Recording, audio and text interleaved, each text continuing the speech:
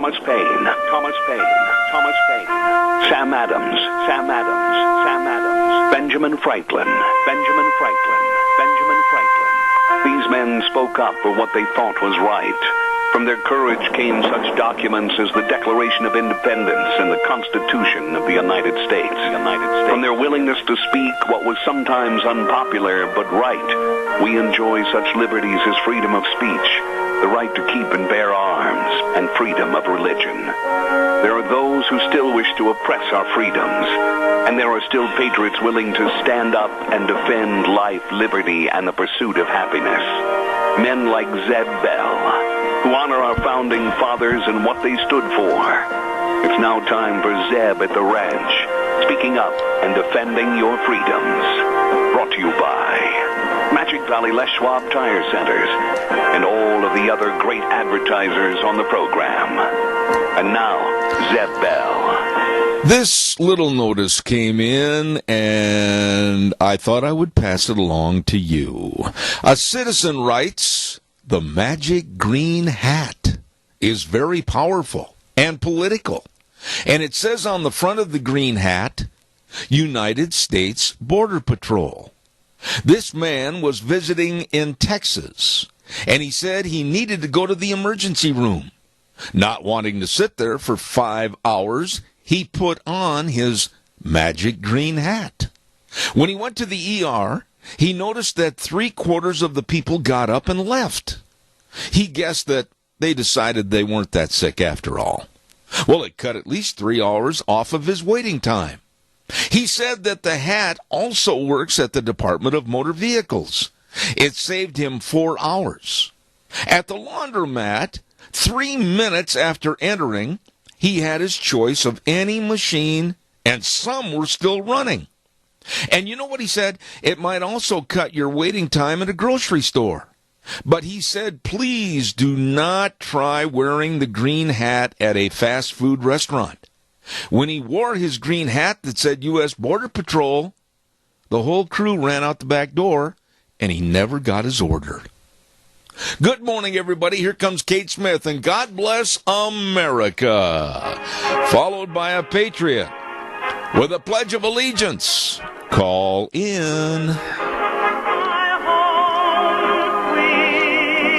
Oh, my goodness sakes, good morning, good morning. Zeb Bell, Zeb at the Ranch with our major sponsor, your Magic Valley Les Schwab Tire Centers, and, of course, all of our great advertisers like Western Way Services, always at your disposal. Call them at 734-6969.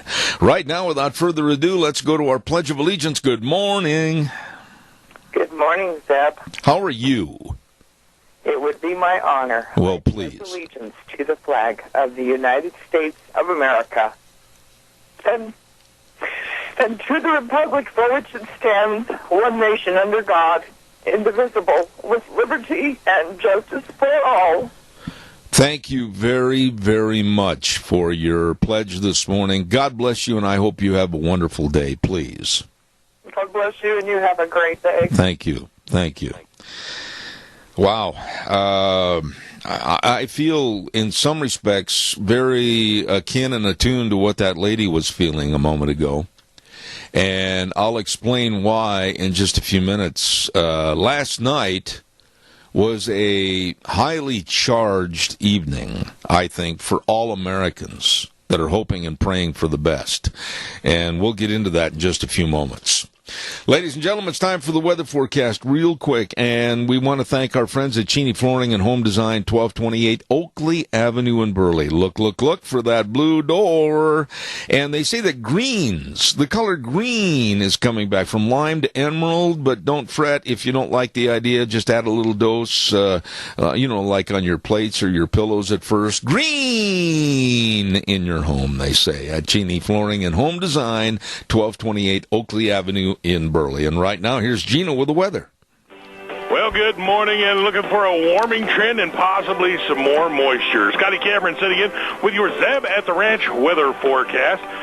For today, looking for partly sunny, highs around 35, partly cloudy tonight, 19 the low.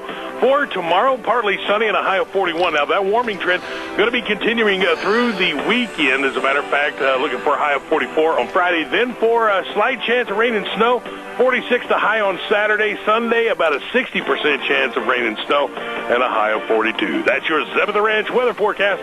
I'm Scotty Cameron. I noticed that. Good morning. Gina on steroids. Anyway, it was Scotty, and God bless him. Good job on the weather. Thank you. Carpet, flooring, kitchen construction, and home decor items. Whatever you need to make your house a home. Cheney Flooring and Home Design. Look for the blue door. Oh, we have got a lot to cover this morning, and I'm going to do another little commercial break. But first of all, I just got this notice yesterday.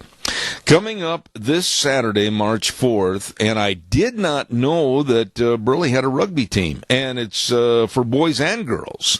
They've got the Mono Rugby Team, and they're going to be at Stokes Food Market this Saturday, March 4th. They're going to be bagging for bucks. That's right. They're going to be at Stokes from 10 in the morning till 6 at night, bagging your groceries and loading them into your vehicle, and they're just asking for some bucks to help support their cause, and I think this is great. Rugby, you got to be a little tough to play rugby, and I salute them and support them, and I think it's great. So get over there on Saturday. By the way, don't forget Ramsey Heating and Electric at 2600 Overland Avenue in Burley. Number to call, 678-0459. And they're open 7:30 in the morning till 5 Monday through Friday. All your heating and electrical needs. I'm telling you, they've got it. And they've got the knowledge and very friendly people serving you. So whether you need your filters for your furnace or you need electrical system, whatever you need, they've got it right there at Ramsey's. And I rely on them, boy. Anytime I have a problem, I just give them a call because they can take care of it. Ramsey Heating and Electric, where they provide warm winters and cool summers. Really, really good, folks. In a nutshell, I've got to tell you that, and really, I know there's people out there with the negative left attitude. That's fine. You have a right to your opinion. I absolutely thought, my opinion, that Trump's speech to Congress last night covered all the bases and scored at the plate. He was, and now is, more than before, in my opinion, the President of the United States of America. There was a no-nonsense speech given last night, but it was also given with compassion and some needed humor. He extended the hand to the Democrats to work together with the Republicans and get things done. But, when it came to the introduction of the widow of the Navy SEAL in the audience last night, I'm not ashamed. I cried. It was a very emotional moment that extended itself into minutes of applause for the service of not only that Navy SEAL, but also all of our military. And then I noted, and I'm sure you've heard this since last night with the news this morning, I noticed that only a handful of Democrats, a mere small number, had risen and applauded to show respect. And then they sat there like statues painted into the seats. And I became furious with the no class, I want to say it again so you understand what I'm saying, no class attitude of the Democrats. They just sat there like what they are, losers. Your call is welcome and appreciated. 436-2244, 1-866-927-4587. And I'm going to emphasize this point before I do this commercial break. I have invited many Democrats and liberal left onto this program, but they never had the backbone to accept the invitation and come onto this program, whether in studio or on the phone, and discuss platforms, ideas, etc. They just don't have the backbone. And then they wonder why they don't get elected. Denny's Restaurant, 611 Overland in Burley, America's Diner. And also another location at 291 Pauline Road in Twin Falls. You know, you've got to go in there and check out and have that delicious sizzling skillet meal. Oh, you're going to love it. And then, of course, my favorite meal of the day is breakfast. And all the different pancake breakfasts with real buttermilk. Oh, my, you're going to love it. And the people are so nice. Great location, 611 Overland and Burley, Denny's Restaurant. And also, like I said, 291 Pauline Road in Twin Falls. America's Diner, Denny's Restaurant. Now, a little news flash. Deanne and I have looked at the calendar, and we are aiming at, and I hope the weather doesn't stop us again, we are aiming at March 16th. March 16th for our next lunch bunch. Okay, that's our figure that we're shooting for. I just want to verify that on my calendar to make sure I'm not wrong before I say, yep, March 16th, Thursday, March 16th. Everybody try to be there at Denny's for lunch bunch. Also want to mention, caller, I'll be right there, Barry Equipment and Rental. Oh, they have all the equipment to get the job done right. They're located at South Lincoln and Jerome, Addison Avenue West in Twin Falls, and 159 West Highway 30 in Burley. Oh, they're thinking spring. They're saying they've got all the Walker mowers over there, the Walker lawn mowers, 0% interest for 48 months. You can't beat that with a stick.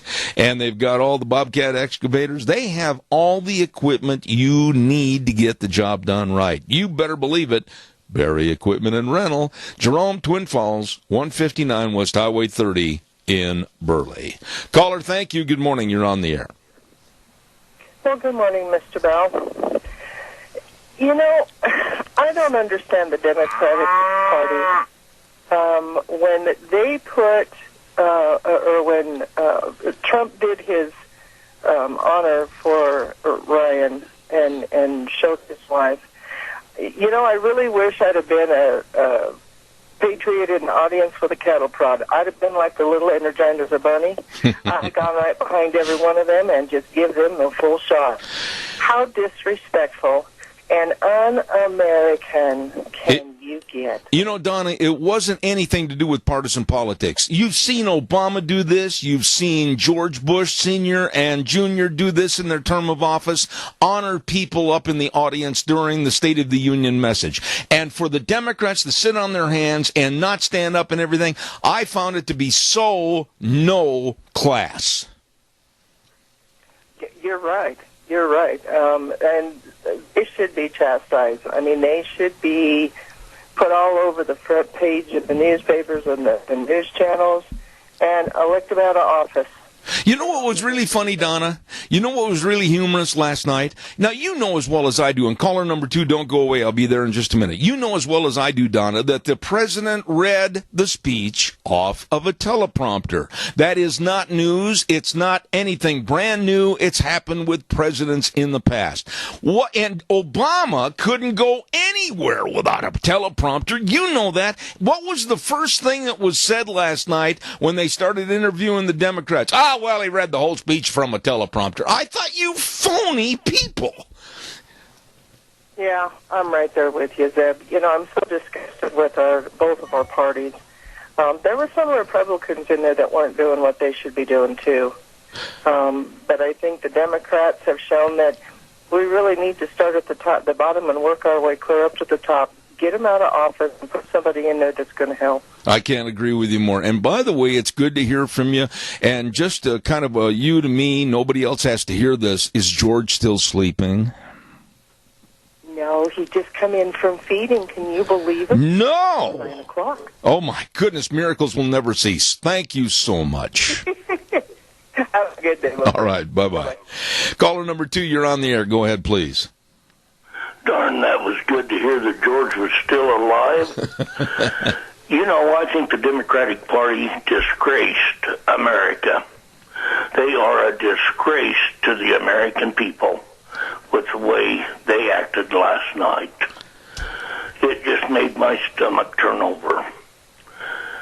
And I really, really thought Trump did a wonderful job on the areas that he covered in his talk. There was 2 areas I would have liked to maybe heard him slam down a little harder on. One of them is Planned Parenthood. I think they should have just turned off the lights and locked the doors.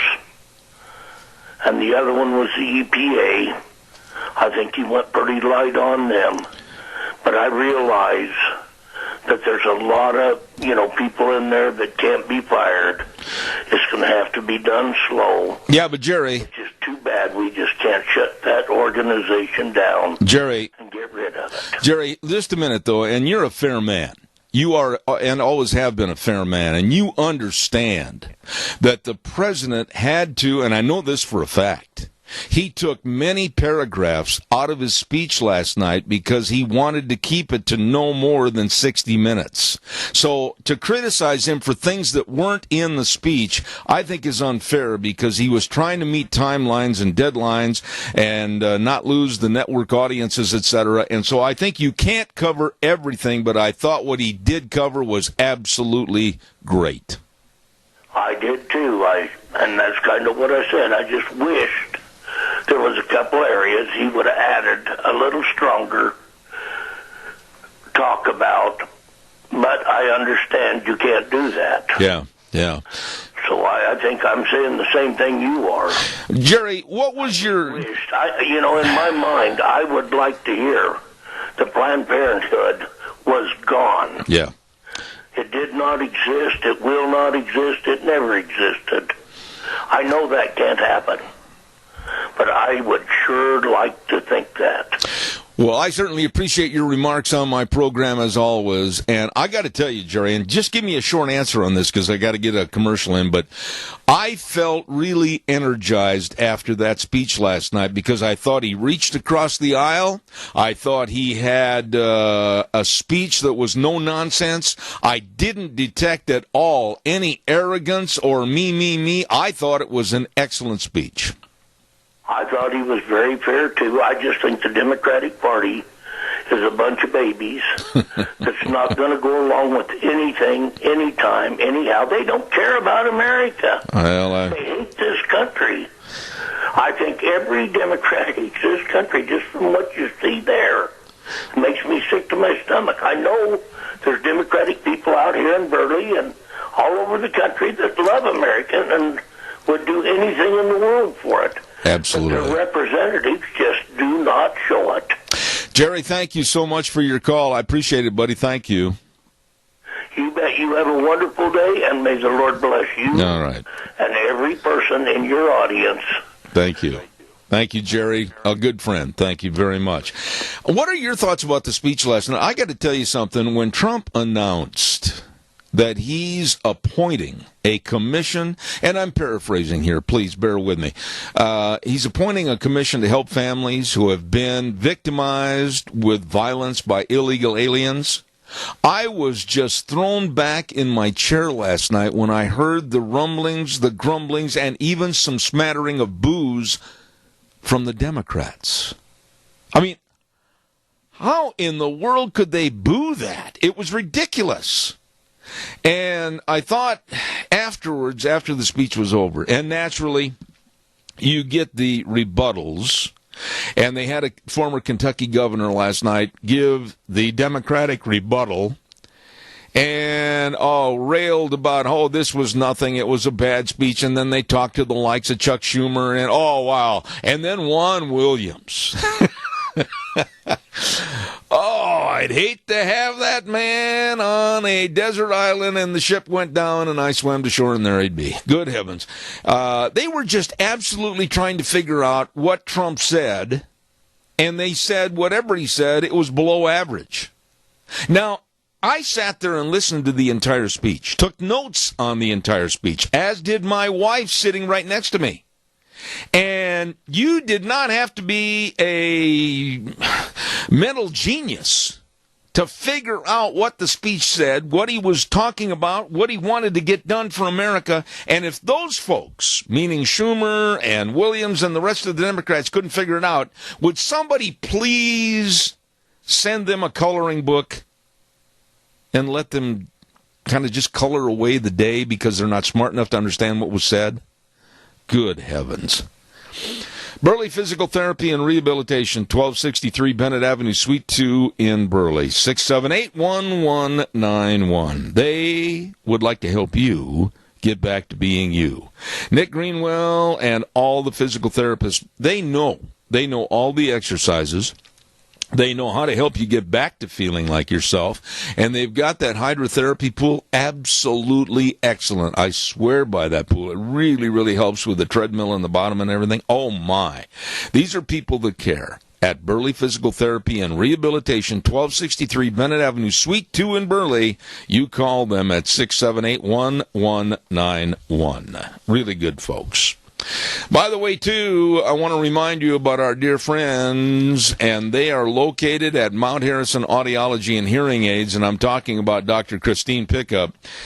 I have not run into anybody that knows as much about hearing or the loss of hearing, sound, and you can just sit there, and she fascinates me with her knowledge on all these subjects, believe me. And being that I've been around sound all my life and sound systems and everything, she really knows. And if you're noticing a hearing reduction, I suggest you get a hold of her for a hearing screening today, 312-0957. That number again, 312-0957, right across from the Minidoka Hospital Emergency Room. The best. Mount Harrison Audiology and Hearing Aids. Really, really good people. Oh, and don't forget Sophie's Chatterbox. On Monday, Sophie's Chatterbox, 530 East Street in Rupert. They give away a dozen cookies, and they've got a bakery and restaurant, absolutely phenomenal. And I'll ask a question on Monday, and if you answer it, you win the cookies at Sophie's Chatterbox, 530 East Street in Rupert. Caller, good morning. You're on the air. Good morning. How are you? I am good. I'm anxious to hear what you have to say.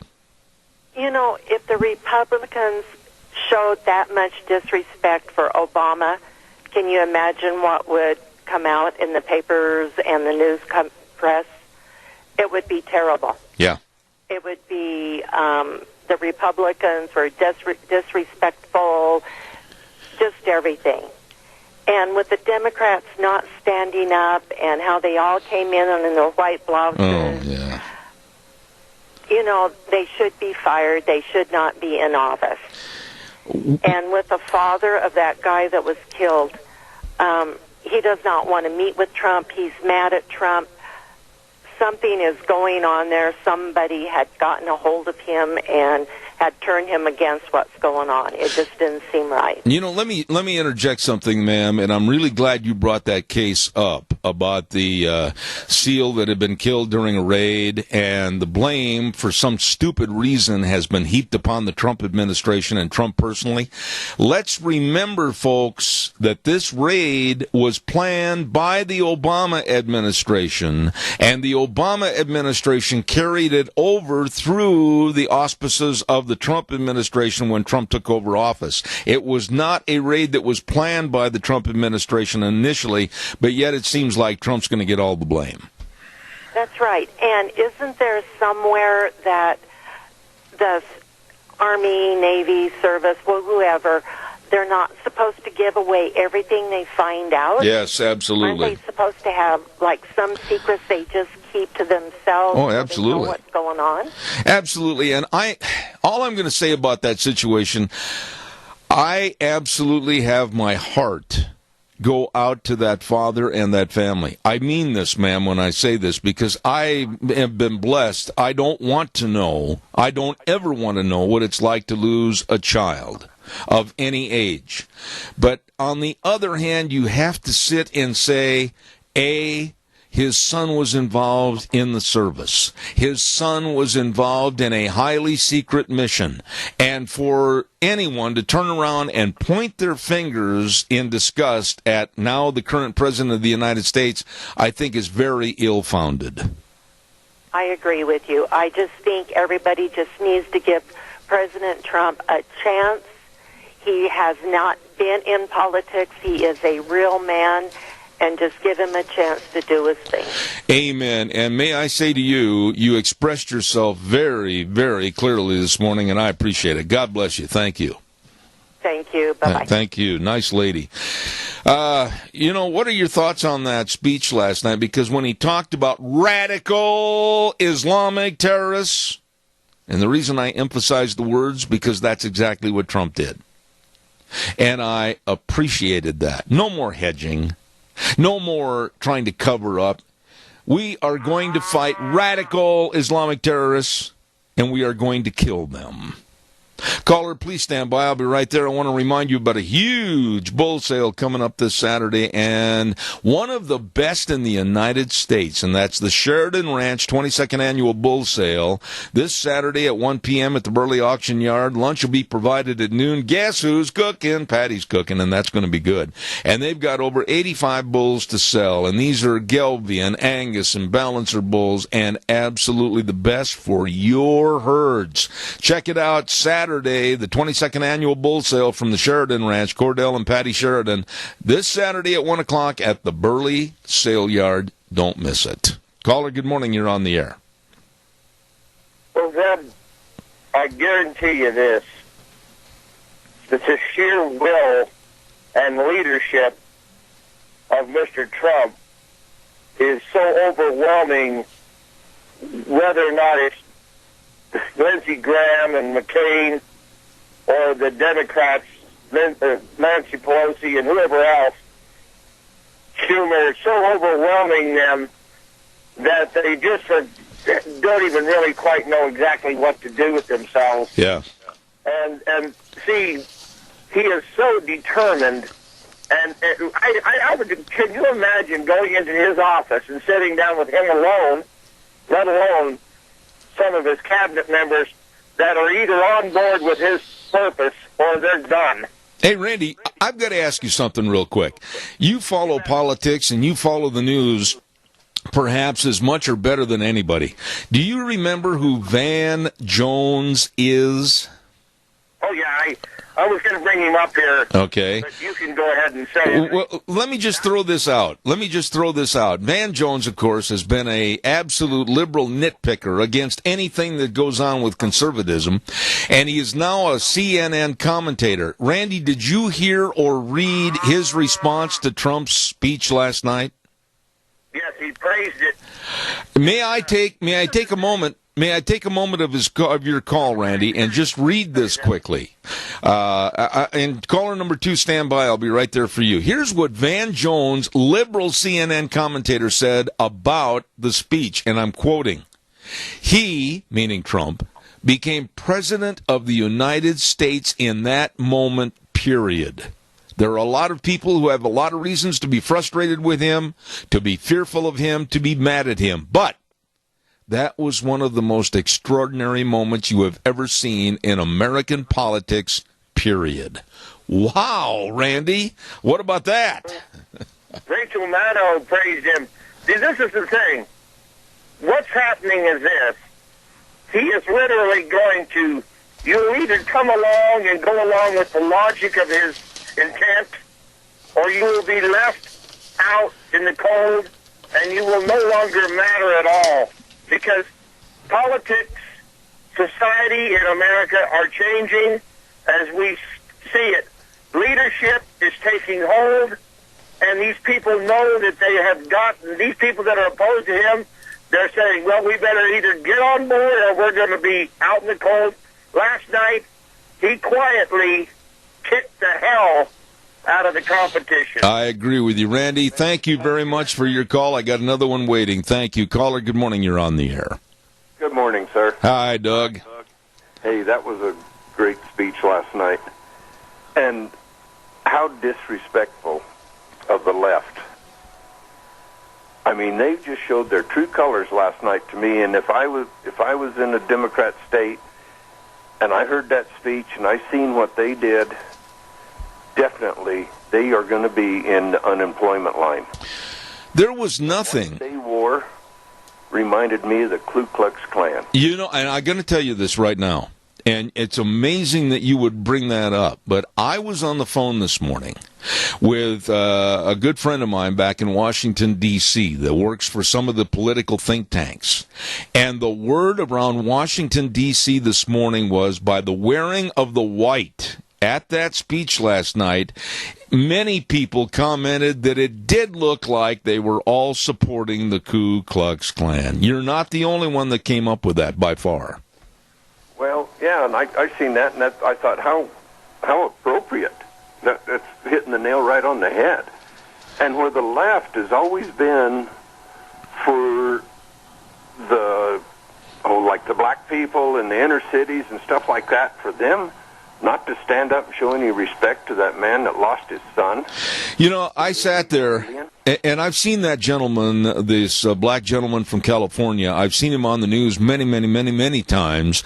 And the story about his son, an outstanding quarterback, and had a chance to go on a huge scholarship and play collegiate football, maybe even onto the pros, and just walking down the street, not doing any harm to anybody, nothing. And all this is verified fact, and was shot down by an illegal alien. And when that story hit, I had tears in my eyes for the father. But last night, what you just said really came true to me when they mentioned him and the Democrats sat there stone-faced like they were painted into those chairs. I was repulsed. I was too. They're acting like a bunch of schoolgirls that is not getting their way in a cheerleader practice squad or whatever. They're childish. Yeah. Very, very childish. And I know children that are in elementary school brackets that would have acted much more as a citizen. Exactly. I got a granddaughter that's 5 years old. She has more respect than those guys do. Yeah. But, you know, all in all, Doug, honestly, a lot of people don't like Donald Trump. A lot of people huff up when you say, well, I'm a Trump supporter, or I really am supporting this president of the United States. They can have their opinion, but you got to go to the bottom line. I want to read this to you, Doug, and here was another paragraph that Van Jones, I mean, if anybody hates conservatives, it's Van Jones from CNN, and he said, and for the people who have been hoping that he, meaning Trump, would become unifying, hoping he might find some way to become presidential, they should be happy with that moment. Because that thing you saw him do tonight, if he can find a way to do that over and over again, he's going to be there for 8 years. Exactly. That's exactly it. And what he is stating, he's not stating we're going to do it the left's way, we're going to do it the right way. We're going to do it the American way. Yeah. You know, I'm here for Americans. I'm not here for the Republicans to get a feather in their hat, and I'm not here for the Democrats to stab them in the back. Absolutely. I'm here for the American people. And you know, what I liked about the speech last night, and I got to tell you this, I was really concerned. Deanne's out in the other room. She can come in here and get on the mic and tell you exactly what I said before the speech started. I was very concerned that he would act in kind of a bragging fashion or an arrogant fashion, or he would maybe slam the news media. There was nothing of that nature last night. It was all positive. It was all saying what the programs are going to do, how it's going to help America, how it's going to help the economy, how it's going to help the military, how it's going to help the citizens, and everything that he said last night was positive, and I dare somebody to show me a dark mark on that speech. I couldn't find one. I was listening to it, and for those people who are taking his words and twisting them and putting a different meaning behind them, I think they need to get themselves a Webster dictionary and look it up, and that way words mean what words say. Yeah, it's kind of like what you just said. Last night, there was no stick it in your eye last night. Right. It was an excellent speech, and that Marine that lost his life, I didn't have a dry eye either. Yeah. That was very, very touching. You know, and those Democrats to sit during that shows that they do not love this country. you know, I don't care about partisan politics. When somebody dies fighting for this country and our Constitution and our freedoms, and for them, the Democrats, Schumer and Pelosi looked like somebody had got a rock off the seashore and painted her face on it. And it was just repulsive to me. It was. Pelosi looked like she just got done eating a persimmon. That's a good way to wrap up our conversation. Thank you, Doug. Anyway, God bless. Thanks, buddy. I appreciate it. Hey, and remember, everybody, remember your senior centers. Help support them. Amen, buddy. Thank you very, very much. Okay. Caller, good morning. You're on the air. Go ahead, please. Good morning. Even Chris Wallace came out, and he was not at all been a Trump fan, but he said tonight Trump proved that he is the president for all the people. I mean, he was very presidential, and so there's Keith Ellison and Debbie Wasserman Schultz during that tribute to the fallen soldier, that 2-minute applause. Yep. They sit on their hands. Yeah. And that, of course, Ellison is a Muslim. Yep. And he's a co-chairman of the Democratic Party, but that kind of tells you what the Democrats are all about, and it certainly tells you what that Muslim Keith Ellison's all about. They want to overpopulate this country with their ilk, their theocracy, to rule the world. And but for them to sit on their hands for those 2 minutes, I think everybody else was standing except those two. Yeah. Yeah. Even Pelosi got No. Wait a minute. I want to correct you. Adrian, wait a minute. Some of the Democrats stood briefly and then sat down for the duration of that thunderous 2.5-minute round of applause. And to sit there and not acknowledge the people up on that higher level and sit there stone-faced, it was just like a bunch of little kids that had got chewed out for going over to the neighbors when mom and dad told them to stay home. Yeah, there you go. Yeah, the Democratic Party, everything they're doing and their agenda that they're pushing forth is just pushing more people towards either independence, they're driving them away from the Democratic Party because Obamacare has been such a total disaster. And the one thing I liked about the speech, and I just thought it was fantastic, because the whole tone of the speech, he didn't belittle the media not once, and, he didn't do the thumbs up thing like he normally does at a rally. And it was just so presidential. And my comment was, he proved to everyone that he's a president for all the people of this country. Yeah. Not just the select people that, obviously, us deplorables that voted for him, but for everybody. I mean, the agenda that he's outlined is so ambitious. Yeah. But if the Republicans will get off their hands and vote to support this thing, that's the whole thing. And I'm concerned mainly about, our congressman from this area, Mike Simpson. He voted for every one of those Obamacare appropriations and so forth. He basically just rubber stamped everything that Obama wanted. And we need to make sure. And the other thing is, today, I've got to switch subjects real quick. No, but Adrian, wait a minute. Whoa, I got a weather forecast. Make this really short.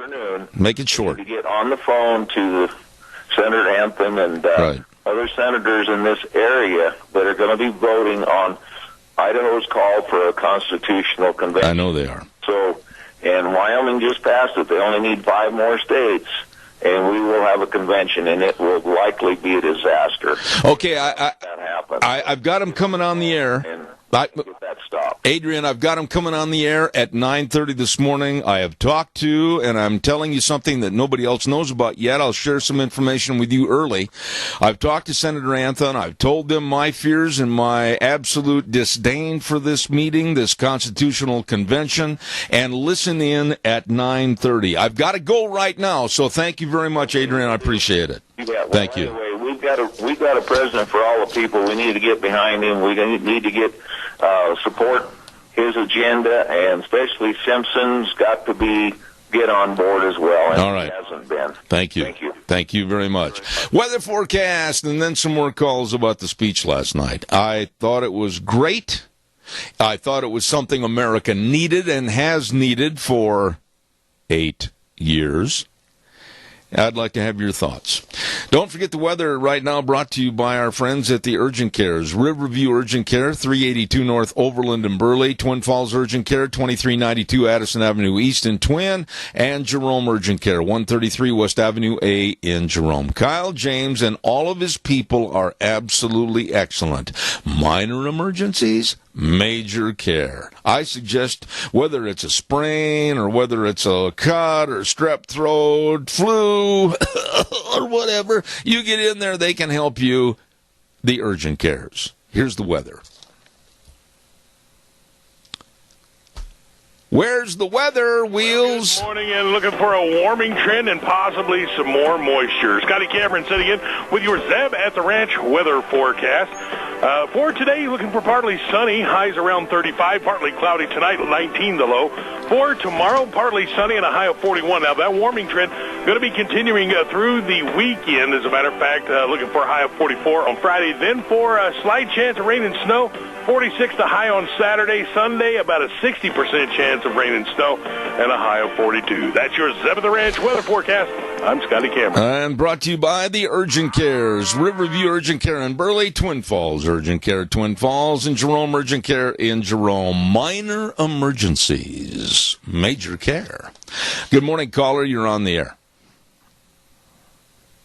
Good morning, caller. You're on the air. Hello? Yes, go ahead, please. Okay, tongue-in-cheek, really quick, and then I'll go to the heart of the thing.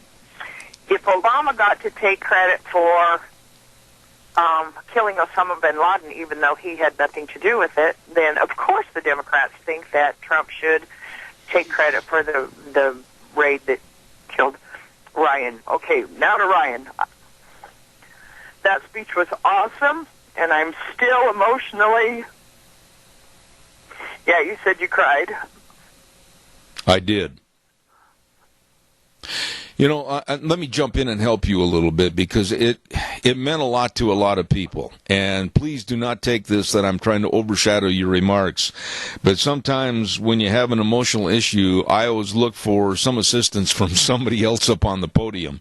This really got to me last night when I saw that widow look to the heavens and say, I love you. And I don't think that anybody with any love of country and love of what happens with our military trying to protect us, how could anybody not have those feelings last night? Stones, and that's what they are. They're just lumps in a chair. That's all they were.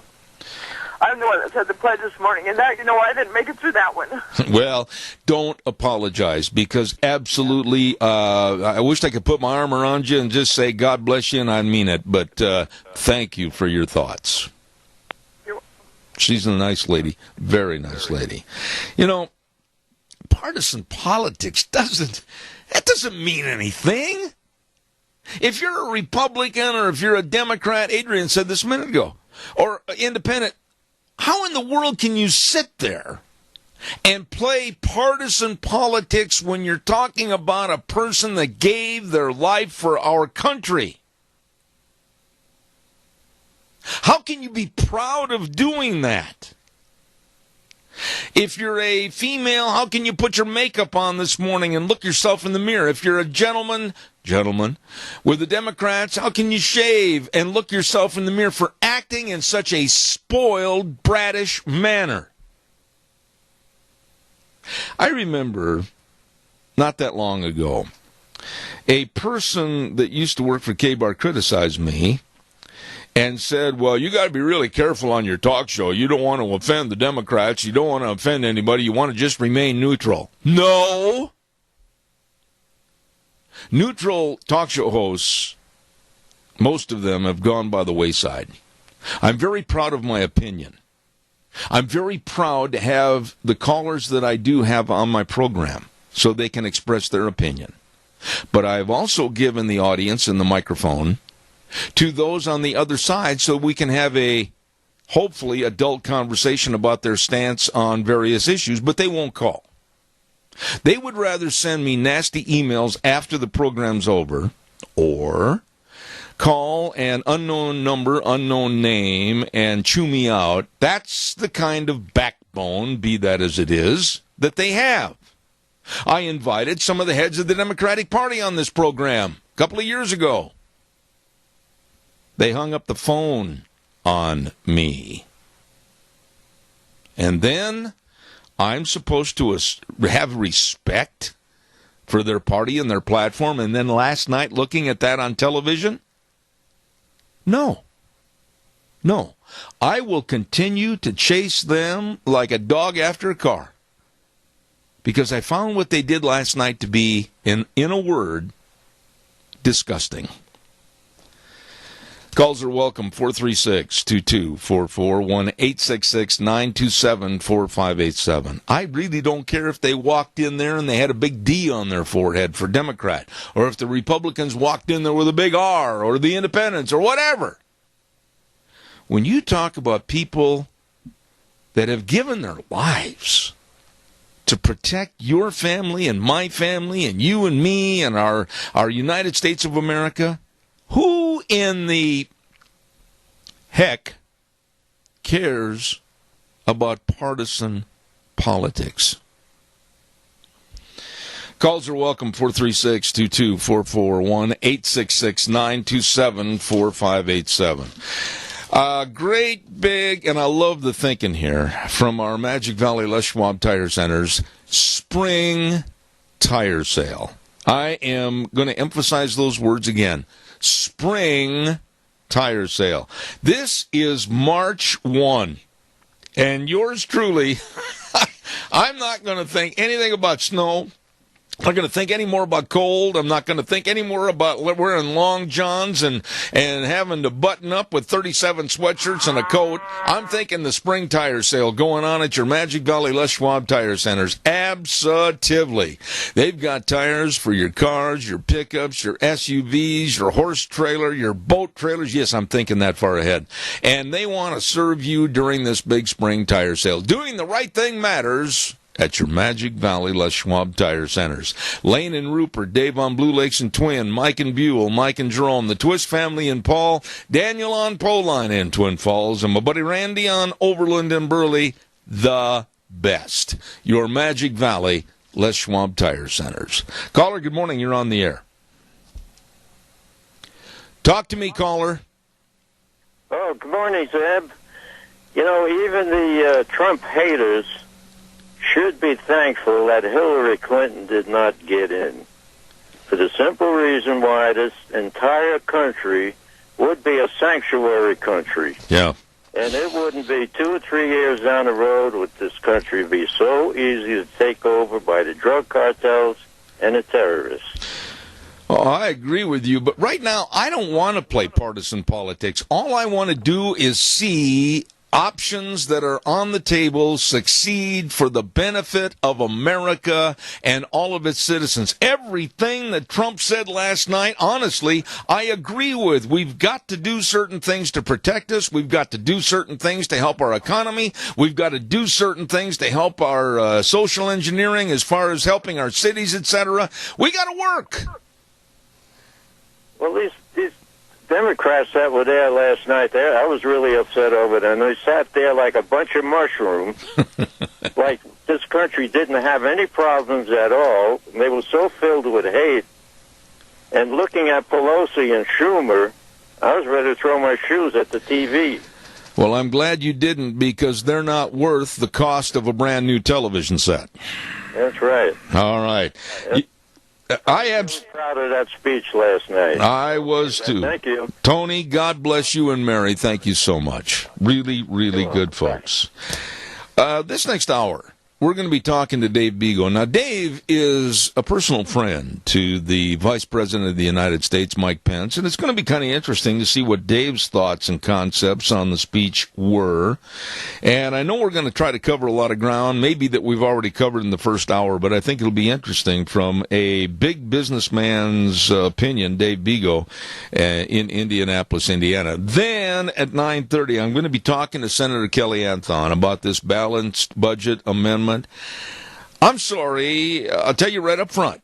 No, I'm not sorry. I'm going to tell you right up front. I'm not in favor of constitutional amendments and constitutional conventions because there are too many opportunities for bad and evil to get involved. Now, that's my opinion. They can try to change it, but I don't think they will.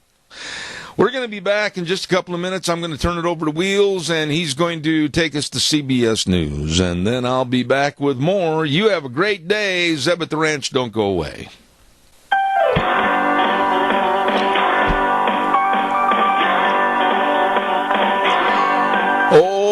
Okay, good morning. It's kind of a different sky out there right now. It's a little blue mixed within a whole bunch of gray and then darker gray. Wonder what's going to happen today. I hope not more snow. I don't want any more snow. Good morning, Zeb at the Ranch. I'm Zeb Bell with our major sponsor, your Magic Valley Les Schwab Tire Centers, all 7 locations serving you. And, of course, some of our great advertisers like Western Waste Services. From the canyons of the Snake River and all across southern Idaho, we're always at your disposal. Western Waste Services, we care about our community, our resources, and this great land. Western Waste Services is lending a hand, always at your disposal. Western Waste Services. Okay, I am making a commitment that I'm going to get a big dumpster, and I'm going to have it parked right outside the back room window of my office, and when it warms up a little bit, we're going to start pitching and throwing. I got to get this. I got so much stuff in this office, you can hardly turn around. I got little bitty trails to get over here on this side of the desk and over there on that side of the desk. I got to get a hold of Western Waste Services, always at our disposal, 734-6969. They've got dumpsters in various sizes. Better bring me the big one. And they can help you with all your garbage problems. Give them a call today, 734-6969. Western Waste Services. Also want to say howdy to our friends over at Ark Animal Hospital. Dr. Bill, Dr. Liz, the whole crew. I know they're listening right now. And you know what? They've got warm hearts for cold noses. They love animals. They just love animals. It's a mixed animal practice, meaning big or small. They love them all. And they make sure your pets, your animals, stay healthy. Absolutely. And they just welcome you to give them a call, 678-1177. Let me repeat that number again, 678-1177. You work with people that really care about animals and care about your animals. Ark Animal Hospital in Heyburn, 678-1177.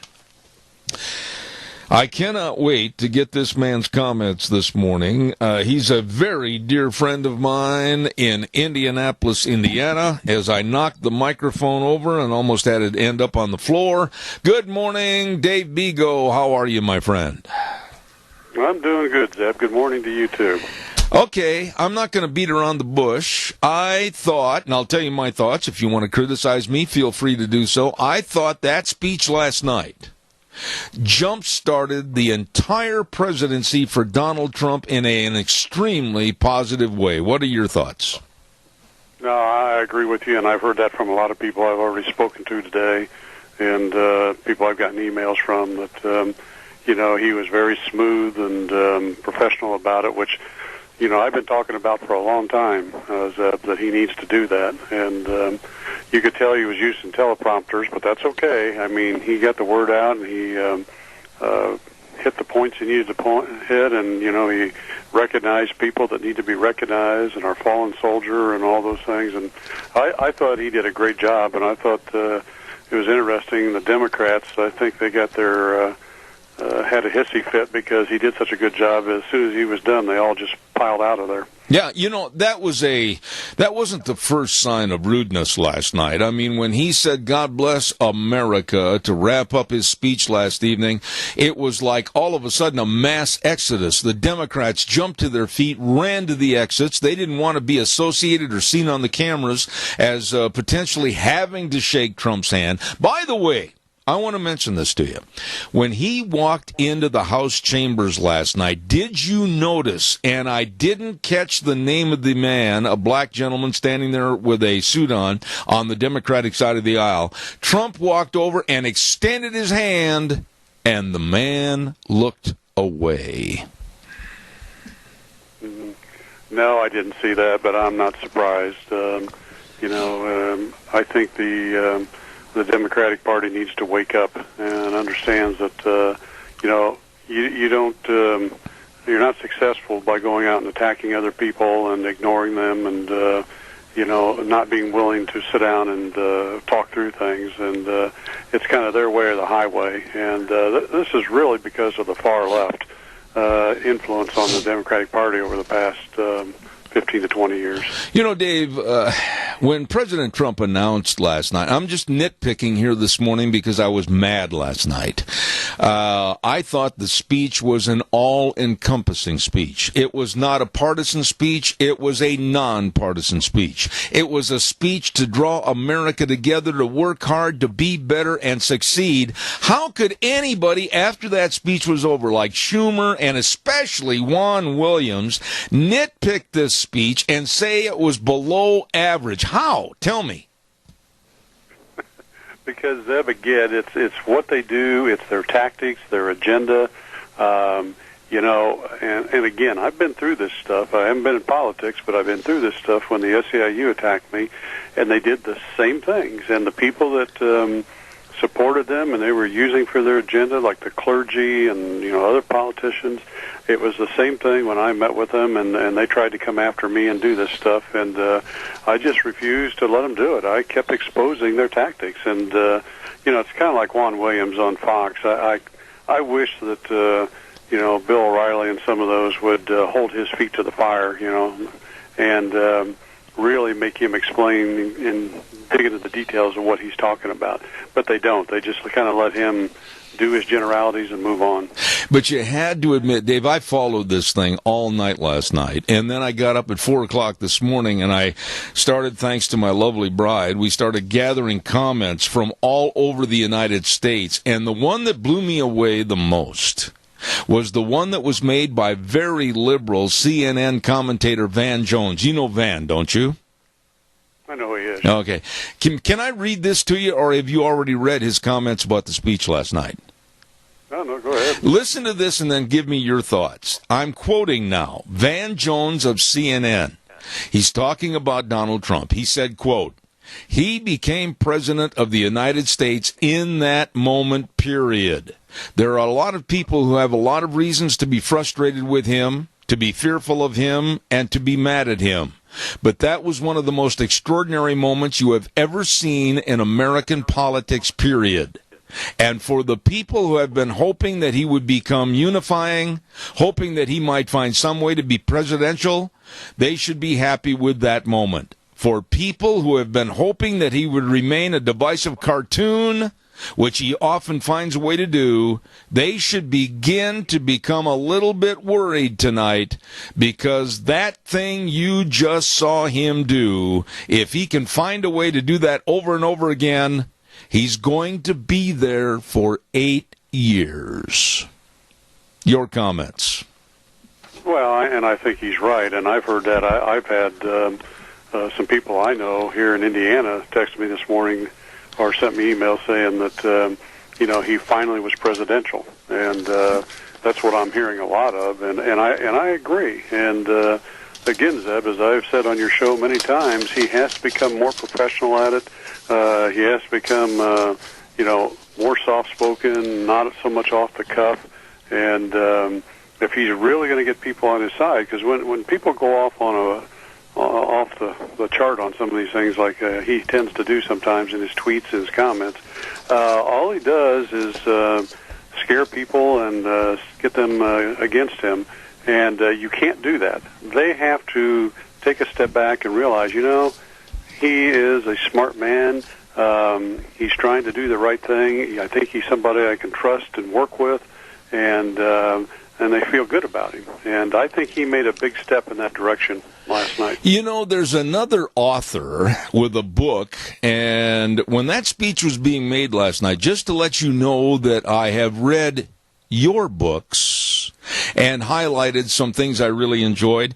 You have a paragraph in one of your books, The Devil at Our Doorstep, on page 198 that really falls right into lockstep with what the government should be doing for us. And I'm going to read that to you, and then I want you to respond. Relationships are another principal key for starting and then running a successful business. From day one, I preach this to our sales and operations people as well as to those who clean the buildings and the plants.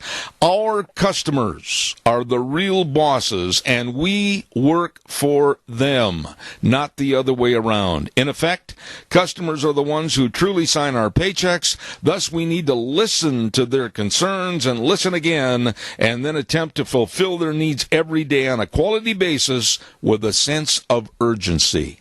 That's exactly what our government should be doing for us. Your comments? You're right. That's exactly right. And I've preached that to a lot of people in the government that I've met over the years as I've gone through this thing, fighting the SEIU and being involved in government. And I have to tell you, it's pretty interesting, because I've had a lot of people as I've gone through this process, ever starting back in late 2007, that want me to run for office and different things. And I even have Democrats. I met with the mayor of Indianapolis yesterday for about an hour and a half, and he's a Democrat, but he's a conservative Democrat. He is really a great guy. And I met with him on doing some things to revitalize the far east side of Indianapolis, and because I'm committed to do that. That's where I grew up when I was young, and that, and talking about things. And it's amazing when you sit down and you work through things professionally, how people will pick up on it and work with you. And it was a great meeting, and he is committed to working with me to help people of all races, religions, and political backgrounds and everything, to bring back the east side of Indianapolis. And that's what we need in politics. Yeah, let's just throw the word politics out of the conversation for a moment. Excuse me for clearing my throat. That was not a partisan speech last night. I will go toe-to-toe, nose-to-nose with anybody that wants to argue that was a partisan Republican speech. No, it wasn't. It was an open-end speech that welcomed everybody to join in and rebuild and restore America and its values. There wasn't one doggone word that was partisan in that speech last night. No, you're exactly right, and that's the way it should be. And because if you're going to make progress and get things done, you have to do it again in a professional way, and you have to go out there and understand that when you're in politics, that the basic fundamental responsibility of the government is taking care of this country and the people in this country, and doing the right things and keeping this country strong and great. And it's not about them or their own pocketbook or whatever it may be. And I think Trump came across like that last night, and it was good to hear him do that. But I have to tell you, Zeb, and I was reading an article this morning that, there are people out there still attacking him, saying, oh, yeah, he just talked in generalities, he didn't have any specifics, and, it just went on and on. And this is what they do. And he has to, I know he's going to read this stuff, he has to move beyond that and ignore that and keep on the path he was on last night. Do you read various newspapers? I'm sure you do. I go through about 3 or 4 different newspapers every day.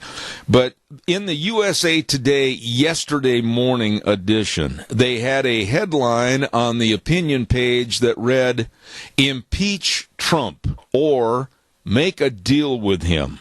I sat there and read this column, and I thought, and they showed various letters from various people around the United States. how arrogantly stupid some people are. And one was this one. Let me read this excerpt from this letter. I fully agree with starting impeachment proceedings now. Why wait? It's inevitable unless you want to wait until President Trump gives America away to the Russians. You know, I'm beginning to think the Democrats are cowardly by nature and arrogantly stupid by choice. Well, yeah, and here's the other thing, though, Zeb, and I realized this is when I was being attacked by these people. A lot of people are easily brainwashed, and they buy into this stuff because, you know, you have people from the far left, the union bosses and that, getting into their heads and, you know, giving them false information and lying to them, and they get in their heads, and these people go, oh, yeah. But when you got to step back and take a look at this from a global perspective, from a long-range perspective, is that what is the percentage of these people that are really like doing these things in this country? I mean, even the protest. When you look at the people out there that are protesting against Trump and doing that, it's still a very, very, very small percentage of the people in this country. But the media is using it against him because the media is controlled by the far left and the union bosses. And we can't let the media decide where this country's going. And I think if Trump continues to make the great comments he's making and he keeps it professional, I think he'll overcome the media. I agree with that, but I think that the partisan attitude that is now being issued and displayed in the Senate and the Congress, enough. I made this comment the other day, and I know you well enough that I think you're going to agree with me. While I was in Arizona, I struck up a conversation with a very liberal former head of a school district in the state of Missouri. And, boy, he was as liberal as they come, and I am very conservative. And you would think that we would have been like a nail in a hammer. We'd have really been going at each other. But you know something, Dave? After having a very good conversation with this gentleman back and forth, we realized that we had a lot of common ground that we could build the bricks on for a building of friendship and agree on certain particles of our conversation for maybe solving problems. And that's what's not being done with the Senate and the House. Well, that's right, and it needs to be done. And we need people in there that do those things and bring the parties together. And you know, they're not built. They coalesce people instead of building fences. And hopefully, now that Trump is moved to a position where he is more professional about it, and he's getting in front of people, he can convince the leaders of the House and Senate to do the same thing, and they can move forward, and we can get some things done in this country to make this country great again. You know what he did last night, President Trump, I think, that is going to be a high water mark, and it could be to his demise, but I think it's going to be to his benefit. He named the various sources of cutting budgets and talking about the economy and talking about military funding, and he named himself into a corner to where now the man has to produce, and I honestly think Trump likes that pressure because I think a year from now at another State of the Union message, he might be able to say, see, I told you and I did it. See, I told you and I did it. What are your thoughts on that?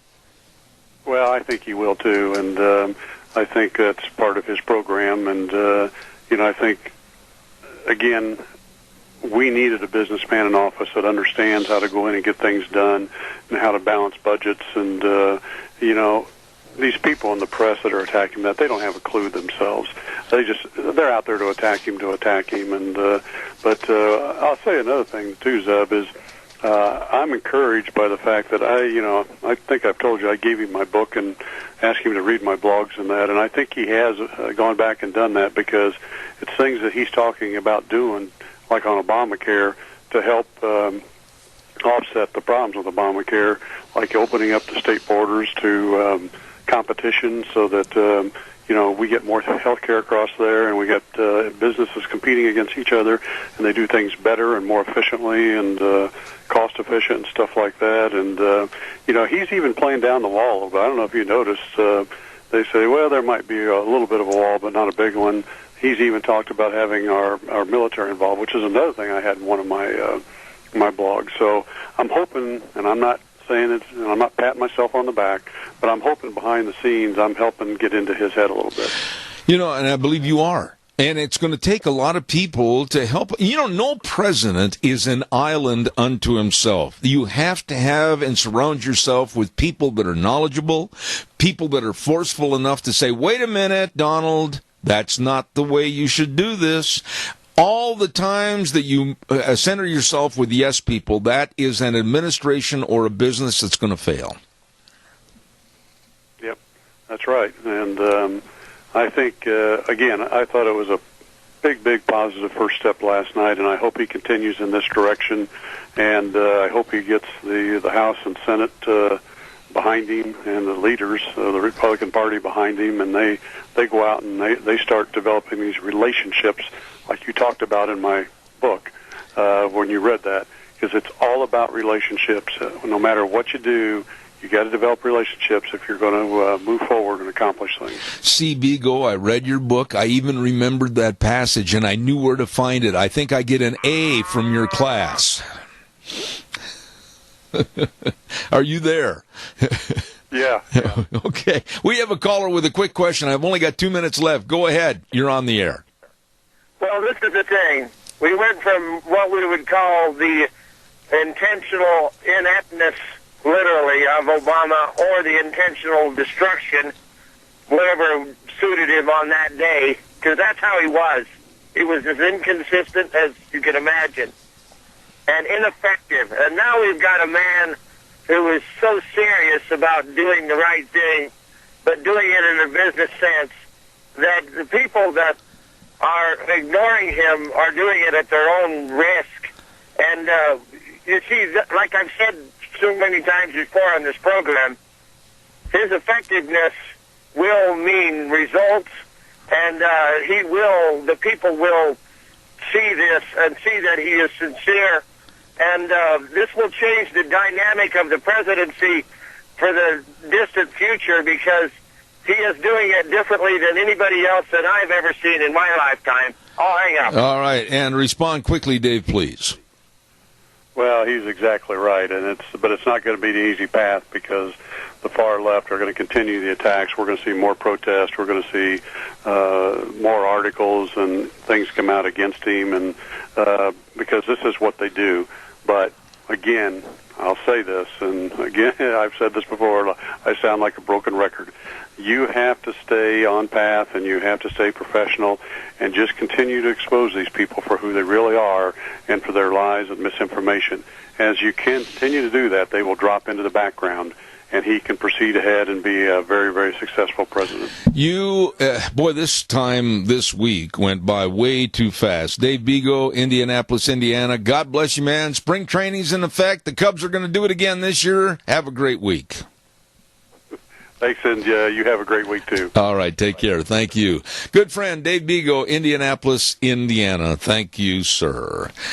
Hey, Ag Express is looking for drivers, full and part-time positions. Retired folks are welcome. Hey, man, you need something to do? They've got a job for you, and they'll work around your schedule, maybe 2 or 3 days a week. Hey, whatever works best for you, and you're home every night. You better give them a call. Dale and Paul at 438-8886, Allen in Twin Falls, 731-2495, and Russ over in Burley, 431-7175.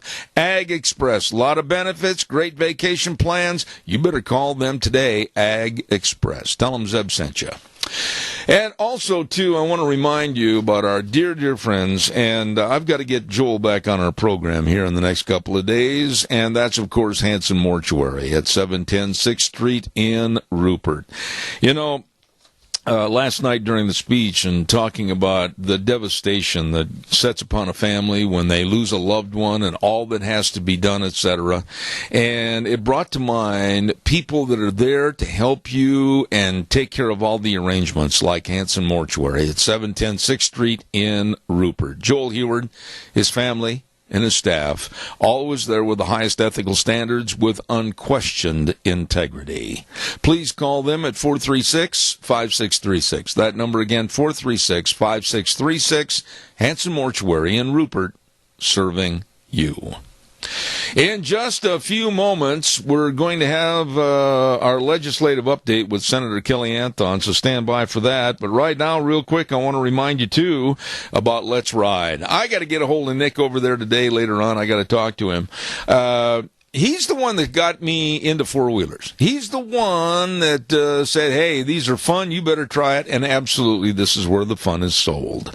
Let's Ride, 270 Highway 24 between Rupert and the World. Open Monday through Friday, 9 to 6, Saturdays 9 to 4, and they've got all the snow machines there. They've got the timber sled systems, and they've got the four-wheelers. I said it the other day, and I'll maintain this is absolutely the truth. When you open that door and walk inside, you're just going to go, whoa! Where'd they get all this stuff and how did they get it in here? It is chock full of fun. Let's Ride over by Rupert on 270 Highway 24 where the fun is sold. Also want to remind you, too, that there's some folks over in that neck of the woods that really want to serve you with all your life insurance needs, health insurance needs, retirement planning, and employee benefits. I'm talking about Cameron and Siemens Insurance, Highway 24 in Rupert. Now, write this number down and give them a call, and they can and will help you. Very dedicated and responsive to your needs, and the number is 436-4424. 436-4424. Call for an appointment today. Cameron and Siemens Insurance, Highway 24 in Rupert. Right now, we're going to go to the phone line, and it's time for our legislative update, and I believe that Kelly Anthon is on the other end of this line. Good morning, Kelly. How are you? Good morning, Zeb. Thanks for having me today. I'm doing just fine. I hope you're doing well, too. How is one of my favorite senators, one of the straight shooters up at our legislative session? All going well, I hope? Well, I'll tell you what, Zeb, it's a busy time. There's a lot going on in the legislature right now. Things are moving pretty quickly, and I think that's a good thing. As I think we'd all agree, the less time we spend in Boise, the better for all of us. So, no, things are going quite well, and I think we'll see the legislature wind up towards, I'm thinking March 26th is kind of the goal that's been set. Okay. Kelly and I want to be honest with my audience and very straightforward, Kelly and I talked the other day about what's going on now with the possible call for a constitutional convention to propose a balanced budget amendment. And I was very upfront with Kelly, and I told him that I personally am going to have a lot of arm twisting on me to support this because I don't like the tinkering of our United States Constitution. So I invited Kelly to be on the program, and I think he has some others. So I guess basically you're going to have to try to change my opinion, and I'll turn it over to you. Well, thanks, Zeb. No, that's right. You know, as you and I talked, there's one thing that I think we agree on, and I think all your listeners would agree on, which is there is no better system of government, no better thing ever created to govern the people of the world than the United States Constitution, period. And so one of the things that we have dealt with in the country is the fact that our Congress is spending out of control. I think it's the largest national security risk we have, and that's just trillions and trillions of dollars of debt. As you know, there's a history here, and that is that Ronald Reagan supported balanced budgets, and ultimately what was decided is the only way you could ever get a balanced budget forced upon the Congress was through a balanced budget amendment to the Constitution. There is right now before the legislature something called SCR 108. I've been getting a lot of feedback from home about this particular piece of legislation. And also, I did hear when I was listening to your program the other day, there was quite a lot of interest as well. So what I've done, Zeb, with your permission, is I've arranged for a couple of guests. One is Loren Enns. He is with me here. My other guest hasn't showed up yet, but when he does, I'll let you know. And that would be Senator Marv Hagedorn. He's caught in another meeting right now. Right. Loren Enns is by trade, he's a network engineer. But he became interested in this topic, and he has become quite an expert. He's written a book about it called Sword of Liberty.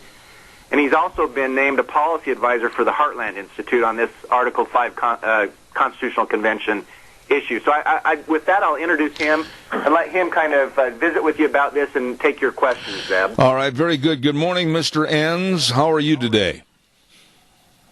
I'm doing good, Zeb. It's good to be with you. Well, it might not be. And for any questions you've got. It might not be so good to be with me when you find out that you're going to have to do a lot of transition training for me to accept the fact that there should be a tinkering, if you will, of our U.S. Constitution.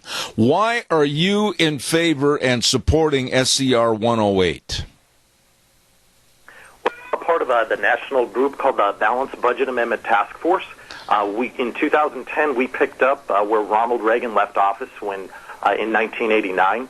Reagan and Milton Friedman were behind two parallel efforts to enact a balanced budget amendment to the U.S. Constitution because in 1975, they had to look back to 1957 to the last time the federal budget was balanced. So in their eyes, it had been 18 years since the Eisenhower administration, since Congress had been responsible with the budget. So they said, you know what, we'll push it both through the Congress and, if we need to, through the states. In 1982, the United States Senate passed a balanced budget amendment that would be sent out to the states. It went over to the Congress where Tip O'Neill killed it. And so Reagan put all of his effort trying to get it through Congress over and over and failed. He also supported a parallel effort to get it done through the states. They got to 32 of the 34 states required to call a convention before Tip O'Neill and his allies helped kill it in the state as well. And so by the time Reagan left office, it was still at 32 states. From 1989 to 2010, 16 states were convinced to rescind their calls for a convention to propose a balanced budget amendment. And so that's where we picked up. Since then, we have gotten back 13 of those states. Just on Monday, your neighbor to the east, Wyoming, passed this out of their Senate to become the 29th state. And so with a $20 trillion national debt, and that's $165,000 per Idaho taxpayer, the states simply have to do something about it. And we can go through the process so that you understand all the steps and how it is bulletproof safe. No, wait a minute. Founding fathers. Wait a minute, Lauren, just a second. I'm not going to get into all the nuts and bolts and dot the I's, cross the T's, because we don't have time. I want to get to the basic structure of this, and I want to get to the main concerns about having a constitutional amendment. I don't think that you or anyone else can tell me assuredly, point blank, blunt, that there wouldn't be possible problems with other amendments coming up on the floor of discussion at a constitutional amendment that could open up a Pandora's box of problems. Zeb, we've just had join us Senator Marv Hagedorn. He's from District 14, and he's one of the sponsors of this legislation. He's come in to speak to you, and I'm going to let him address that.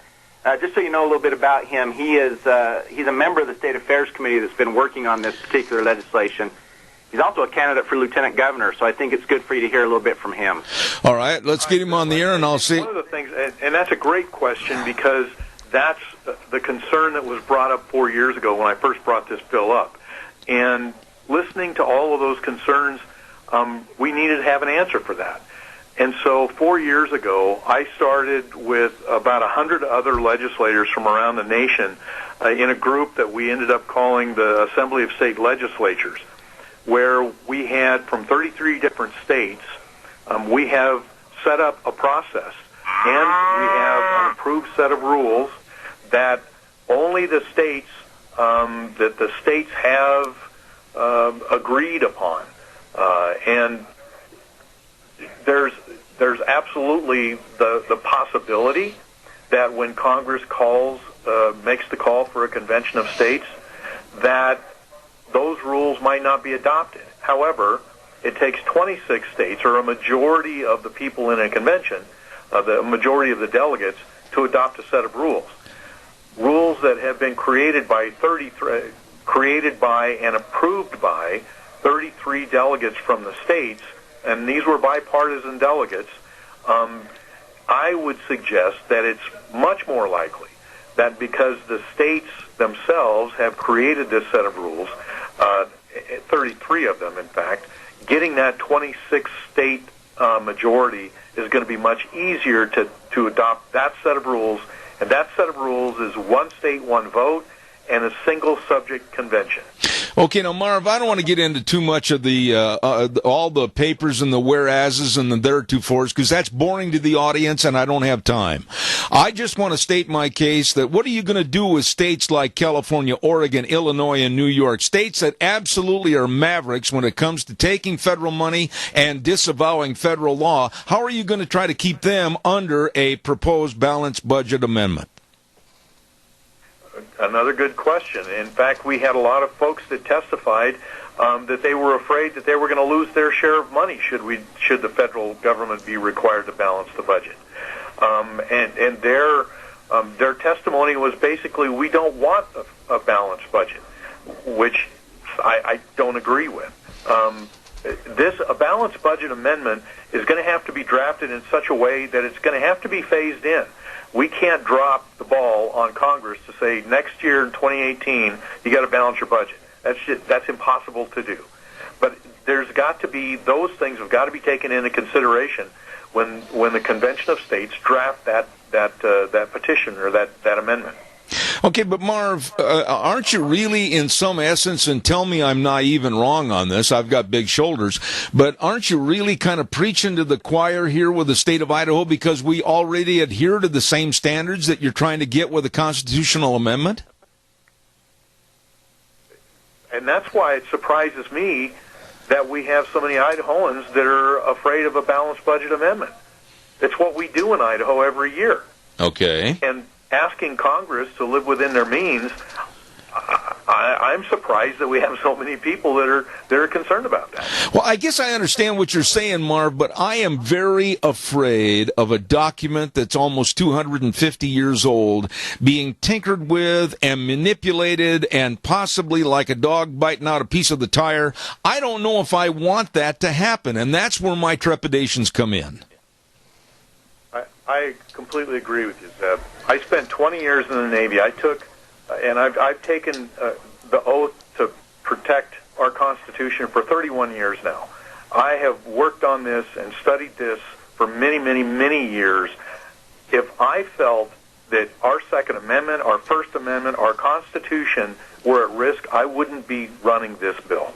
But I feel confident with what the states have prepared for in the last 4 years, the process that's been prepared. I feel confident that risk is much, much, much, much less than our country going bankrupt. All right, let me ask you this question in all honesty. Sure, you're in proposal for a balanced budget amendment and in favor of SCR 108, but is there another way that might be necessary or available that we can force and coerce the national government to be on a balanced budget without having to tinker with the Constitution? There's one way to do that, and that's for Congress to act themselves. And they did that. They've done that a couple of times. They came within one vote of doing a constitutional balanced budget amendment or providing one for a convention of states.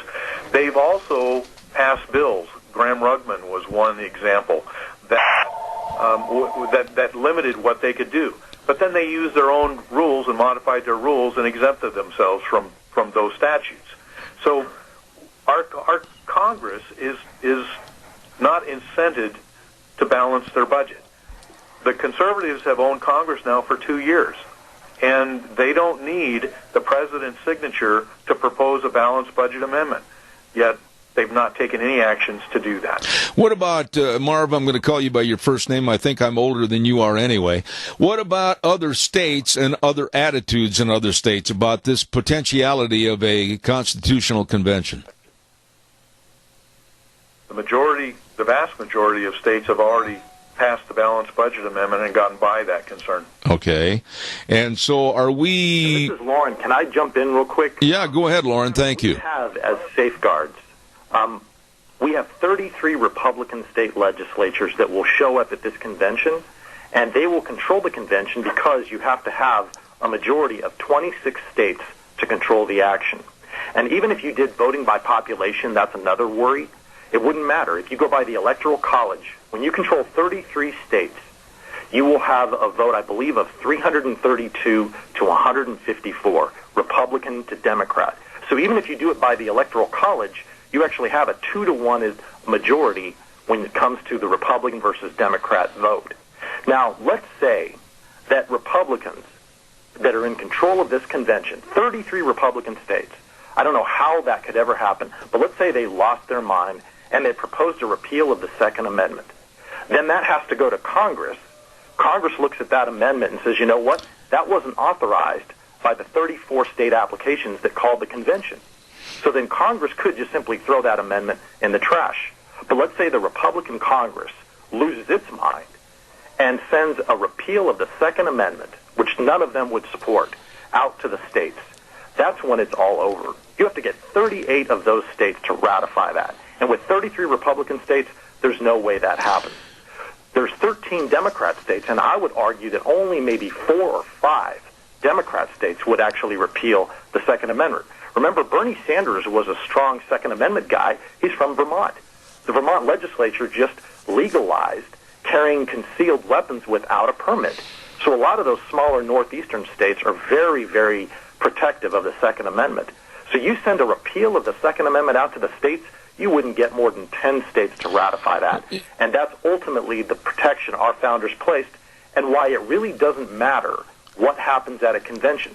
They can propose as many crazy amendments as they want, but they still have to be ratified by 38 states. And that's the ultimate safeguard and really the end of the discussion for worrying about the Second Amendment. All right, Lauren, I'm going to interrupt you.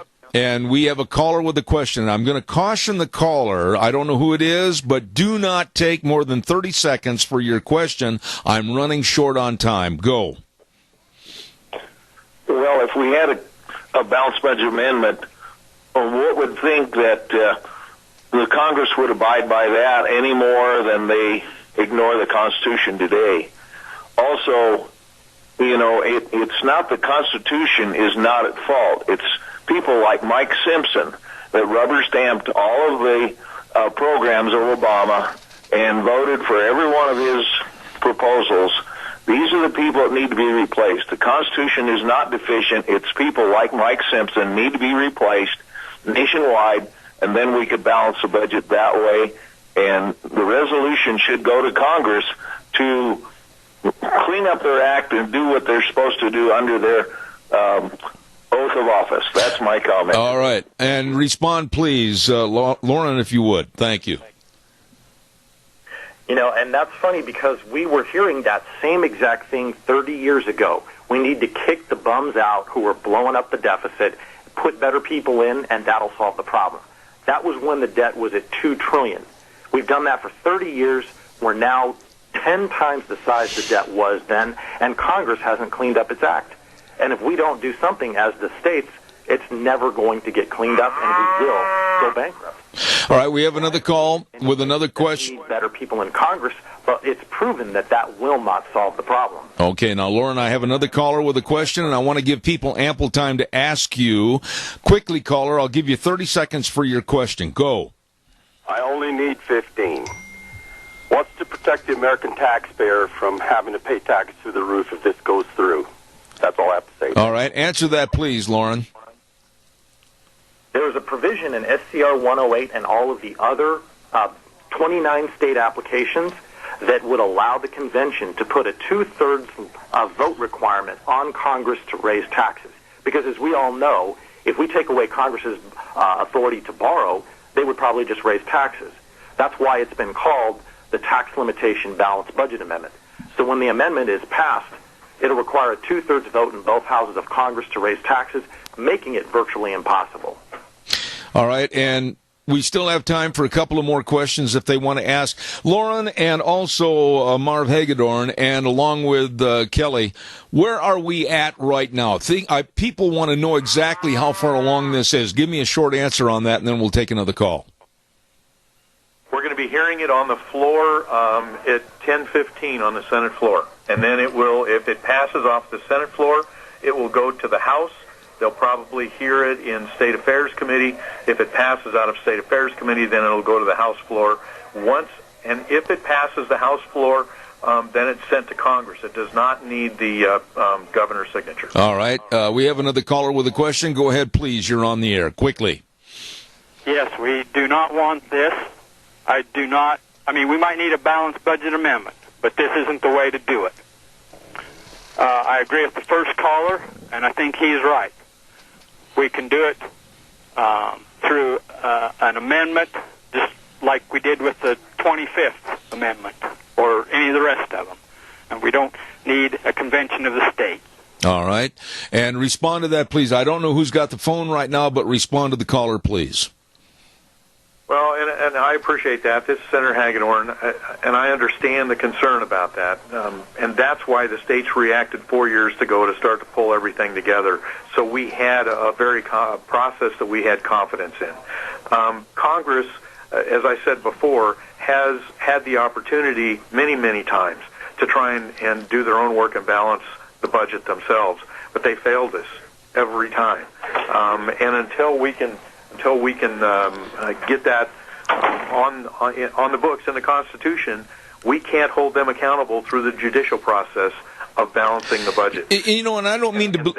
That's why we need to have it in the Constitution. And Marv, I'm not trying to overshadow this, and I'm not trying to minimize the importance, but when I look at states like California, led by despicable Jerry Brown, and his absolutely thumbing his nose at the federal government and what they require for the laws that have to be adhered to, etc., and I look at the state of Oregon, and then I look at de Blasio and Cuomo in New York, I just wonder what good is this going to do in trying to coerce them to do something on a national basis?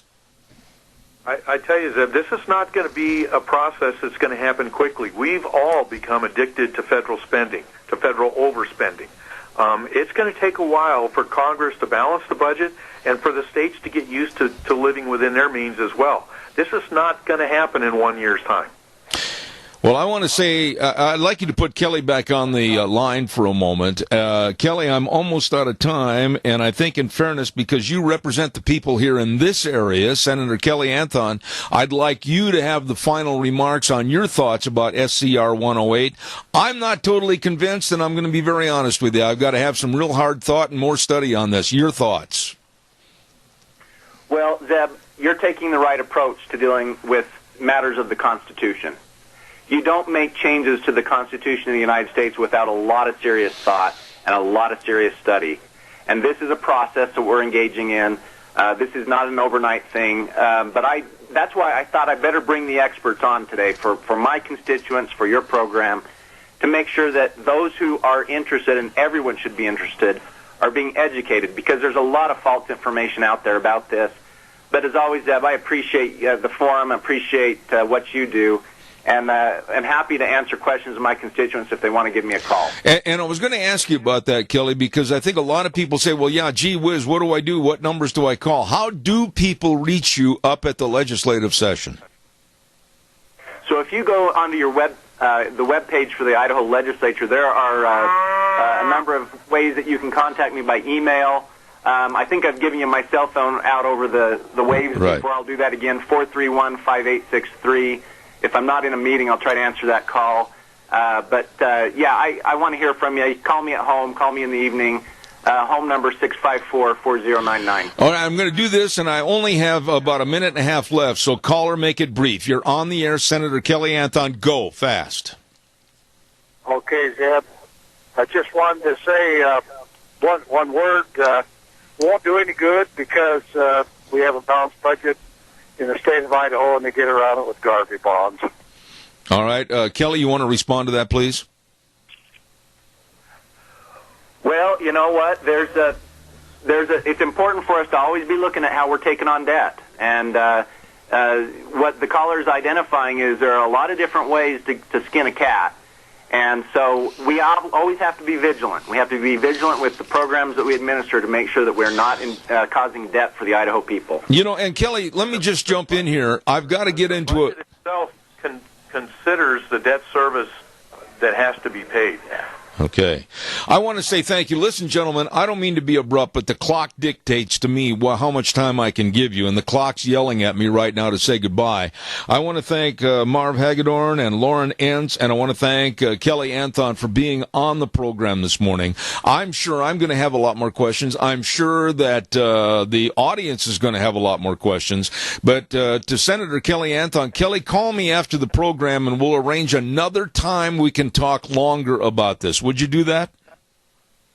You bet, Zeb. I'd be happy to. All right, and thank the gentleman for being on the program this morning. I sincerely appreciate it. Thank you very much. You got it. Thanks. All right, buddy. Thank you. Thank you. Got to get the weather forecast in here. The time and the clock do dictate to me. Phillips, Oaks, Goodwin, Crane, and Company. CPAs that have served the Mini-Cash area for well over 50 years. Tax return preparation, tax planning, bookkeeping services, retirement planning, and they are the best at what they do, serving you. 2 locations, 1710 Overland and Burley and 625th Street in Rupert. Phillips, Oaks, Goodwin, Crane, and Company. Right now, here's Scott with the weather. Well, good morning, and looking for a warming trend and possibly some more moisture. Scotty Cameron sitting in with your Zeb at the Ranch weather forecast. For today, looking for partly sunny, highs around 35, partly cloudy tonight, 19 the low. For tomorrow, partly sunny and a high of 41. Now, that warming trend going to be continuing through the weekend. As a matter of fact, looking for a high of 44 on Friday. Then for a slight chance of rain and snow, 46 the high on Saturday. Sunday, about a 60% chance of rain and snow and a high of 42. That's your Zeb at the Ranch weather forecast. I'm Scotty Cameron. Attaboy, Scotty. Thank you very much. Brought to you by Phillips, Oaks, Goodwin, Crane, and Company. Super people that know how to serve you. And tax time's creeping up on us. Get a hold of them today. Phillips, Oaks, Crane, Goodwin, Crane, and Company with locations in Burley and Rupert. Numbers to call, 878-7000 and 436-5607. Woo! We ran out of time, and I appreciate each and every person that called regarding the SCR 108, the Balanced Budget Amendment. I'm not sold on the idea, and I'm sure maybe I might be missing some facts. I might be missing something that I should learn more about and then maybe change my opinion. But I don't think in a 22-minute segment I'm going to change my opinion that fast. We're going to take a little break, send it back over to Wheels at our main studios, and we're going to have CBS News. Then coming up next hour, we've got Kim Vega, a lovely lady that is the Minidoka County Emergency Operations Coordinator, and she's going to be talking about all the devastating flood issues, etc. And then at 10:30, that's a doggone good question, because my supplier of my guests for 10:30, I haven't heard from them yet, so we got to get that put together. I'll be back in 7 minutes. Zeb at the Ranch, don't go away. Oh my, here we go. Hour number 3, and welcome back to Zeb at the Ranch. I'm Zeb Bell with our major sponsor, your Magic Valley, Les Schwab Tire Centers, and all 7 locations with a big spring tire sale starting today, along with some of our great advertisers like Western Waste Services, always at our disposal, 734-6969. I'm not going to waste any time because I absolutely appreciate this lady coming on our program this morning and talking about our neighbors that are really suffering with all the runoff and the moisture and the flooding and the snow and everything else. And I'm honored to have with me the Minidoka Emergency Operations Coordinator, Kim Vega. Good morning, Kim. How are you? I was just going to let you know, sir, I am not able to get her on the phone yet. It goes to her voicemail saying she's on the other line with the call, but I did leave her a message. Well, no, don't worry about messages. That doesn't do me any good. Just keep calling that number, please. Yes. Or call the Sheriff's Department, and maybe you can get through that way. I don't know. Okay? Okay, all right, thank you. So we have a little wait here, and I'll take some more of your calls at 436-2244, 1-866-927-4587. Let me know what your thoughts are as we try to get Kim Vega on the program with us this morning. Anybody knows her out there? She works at the hospital? Okay, try that hospital number then, Deanne, at Minidoka Hospital, and we'll see if we can get her on the air. And appreciate that. I called her the other day. She said she would come on the air with us at about 10:06 this morning. What do you got, Wheels?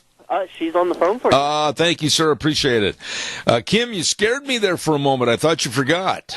Yeah, I didn't forget. We just have a lot going on. I know you do, and I want to say how respectful I am of your job, your position, and what you do. And I think I'll start off by saying this. How do you ever plan and train for some kind of an effect that you're going through right now? Well, you know what? You don't. I will tell you that we have a great committee that is made up of first responders. So we've got people from the fire departments and the police officers, and, we've got one of the local vets is on our committee. We've got one of our commissioners, and we do train. But honestly, I don't think that we ever thought we would deal with a flood unless it was maybe something happened at the Minidoka Dam or, the American Falls Dam. Well, we really did not see this one coming. All right, now, Kim, I talked to Eric Snar, Sheriff Eric Snar, and I think that Minidoka County is blessed to have him as the sheriff. Very, very knowledgeable man. And one of his statements that he made during the conversation on my program was, you know what, if you don't have any business over here or relatives over here, please do not come here because of the danger, the roads, etc. So I think a lot of us, like myself, Kim, don't understand the gravity of the situation and how serious it is. So kind of tell us really from your standpoint, what really is it like over there? You know what? There is a tremendous amount of water. There are roads that are covered in water that we don't know if there's even roads under there anymore. So we have people that have tried to go through them, and then they hit these huge potholes, and they get stuck. There are roads that are completely washed out. I mean, and I did not understand I didn't understand the impact of it either until I went out and looked. And I went out right after, probably like that first weekend in February, right after we had that major, everything started flooding.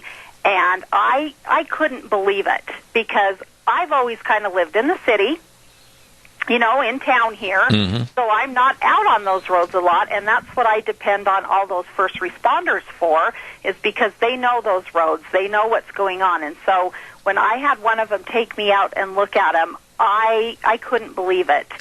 We would go to roads that were eroded. I mean, you could just see them cracking. There was one erosion that was probably 4 or 5 feet wide and probably 3 feet deep. Oh, my.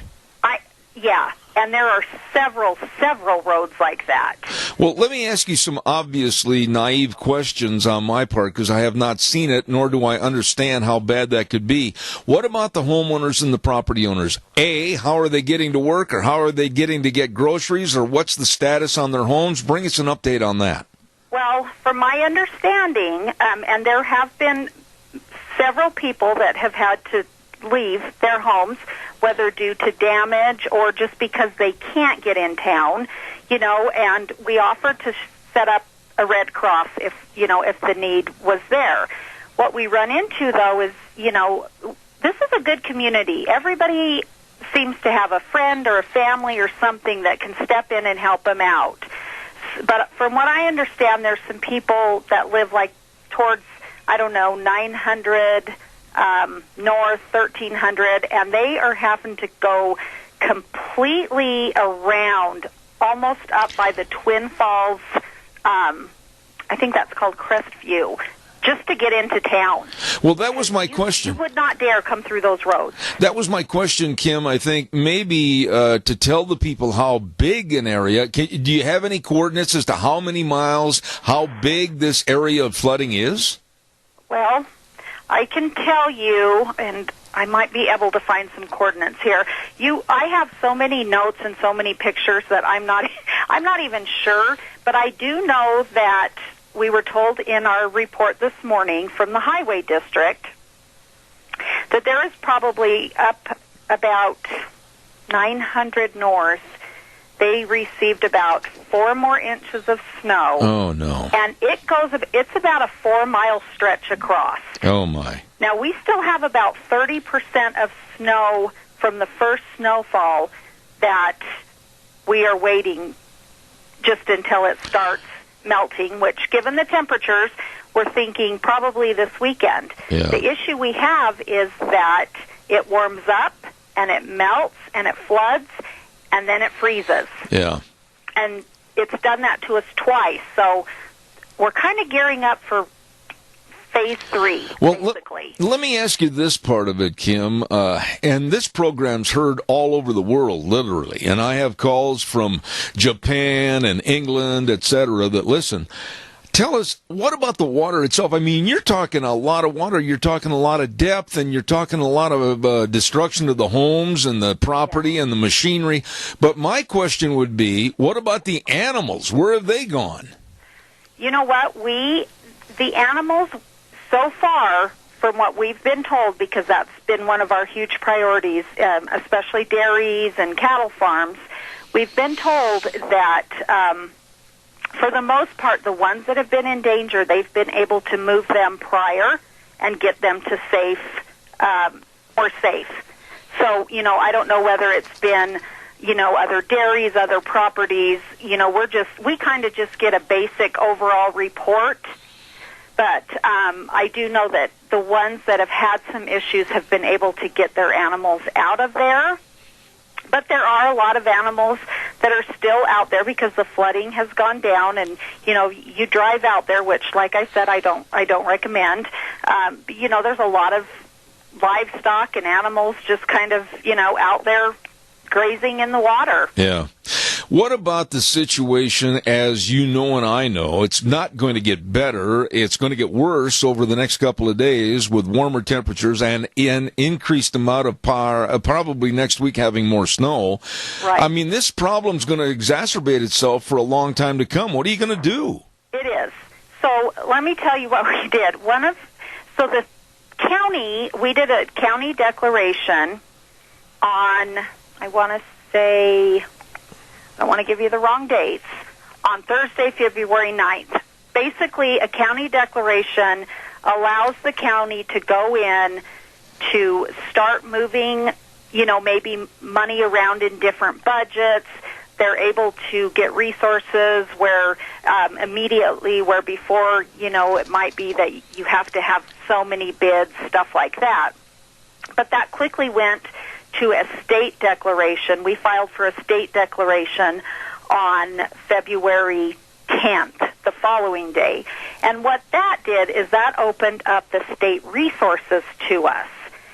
So, and it also gives the county a 50-50 match. So the state picks up 50%, and then the county picks up 50%.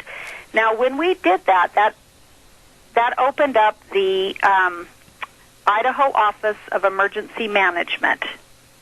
So all of our documentation, all of our requests go through what it's called a web EOC. Right. Every county's on it. And it took a lot of burden, off of me, for one, because, for a couple weeks I would have the sheriff saying, we need 2,000 sandbags. We need 4,000 sandbags. And so I'm out trying to find, okay, where can we get sandbags? How long is it going to take them to get here?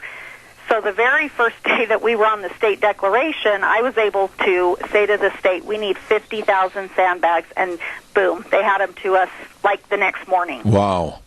Yeah, and we've done that twice.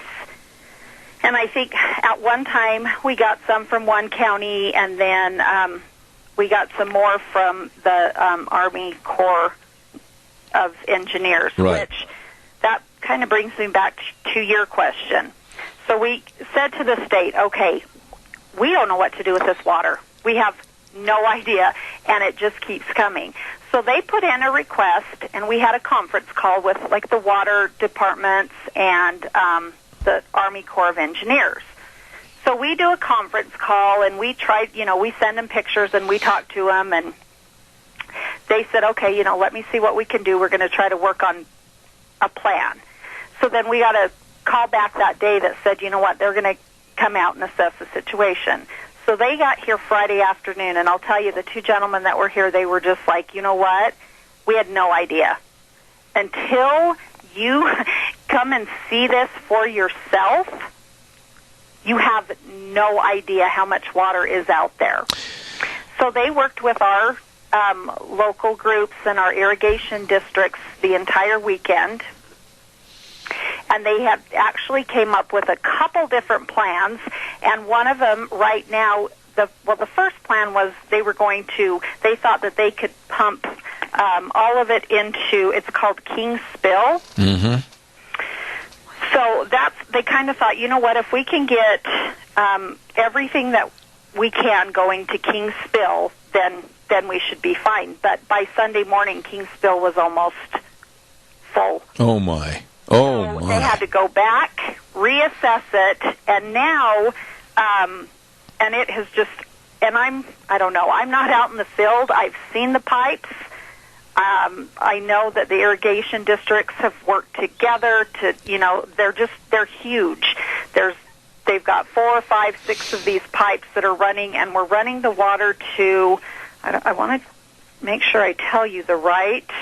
It's clear out north, and it belongs to the Bureau of Reclamation, and I want to call it, well, I don't know, I'll find it here soon. Okay. Anyway, it is,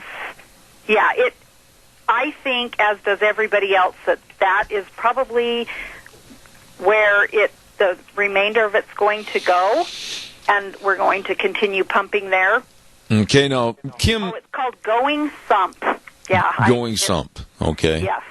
Let me ask you this, and my biggest concern of this whole problem are my friends and neighbors and audience that live in that area.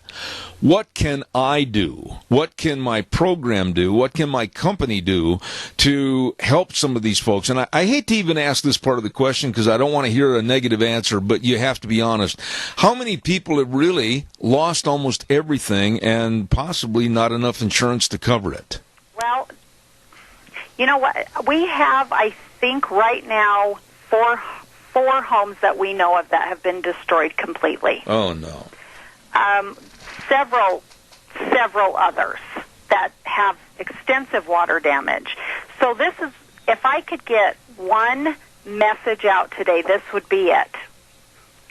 We are working with the state to be part of a federal declaration.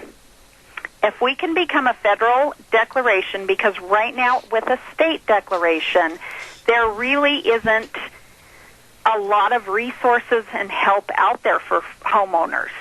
It's more of your taxing entities. Mm-hmm. If we can become a federal declaration, which we will, I'm sure of it, then FEMA comes in, and there are programs, whether they're low-interest loans, there's some grant funding out there for homeowners. But this is what we have to do. We have been tasked with we have to turn in an expense sheet every single day that goes to the State Emergency Operations Center as well as to the governor. Right. Now, when I talked to them yesterday, we are at over $3 million in damages to our roads alone. Absolutely. Okay, well, they're saying to me, and we've probably had claims, maybe 6 or 7 claims that people have turned in on homes. Right. We need those claims because right now they're saying to me, you know what, FEMA came in Monday to Boise because, we're not the only county in this having this issue. There's, I think, 8 or 9 counties trying to get on a federal declaration. Mm-hmm. But you know what? Right now, even though we document and we send pictures, there's not enough paperwork to show that, you know what, we need a federal declaration to come in here and help these people. Now, they're not going to come in and fix your homes. They're not going to replace your homes. But they're going to come in and they're going to have some options to help you. Well, what about the contacting and the demanding of Crapo and Simpson and others? What about their offices? Their offices, well, you know what? We have representatives up there now, actually, today. And our commissioners have been visiting with our legislators and senators. So, you know, we are keeping in contact with them. But what we need from the people here is we need to get these damages in. They've given us till the 8th of March. Right. Now, we're holding a community meeting tonight at Minico High School at 7 p.m. All right. Now, Kim, you know, I will do anything I can for the promotion of any charitable works to garner funds to help those folks, but I'm going to have to work with you on a basis of maybe a couple of times a week calling you and finding out what we can do, etc. But what about help? What about physical help if this weekend turns into a real melting situation? We have an abundant amount of volunteers. This community has rallied together like I have never seen before to fill sandbags, to go out and place sandbags. One day alone, we had over 2,000 volunteer hours filling sandbags, and it was cold that day. I've been amazed by that. So if you get in a situation where your home's flooding and you need sandbags, you can go to the Rupert Fairgrounds and pick them up. Okay. Or you can call the Sheriff's Department and give them your information, and they'll work with you. All right. Kim, we have a call, and I want to get this caller on the air real quick. And caller, keep your questions short, please. Go ahead. I always do. Yes, sir. What kind of documentation do you need to prove the damages and et cetera that right now property owners have suffered? It's a rough estimate.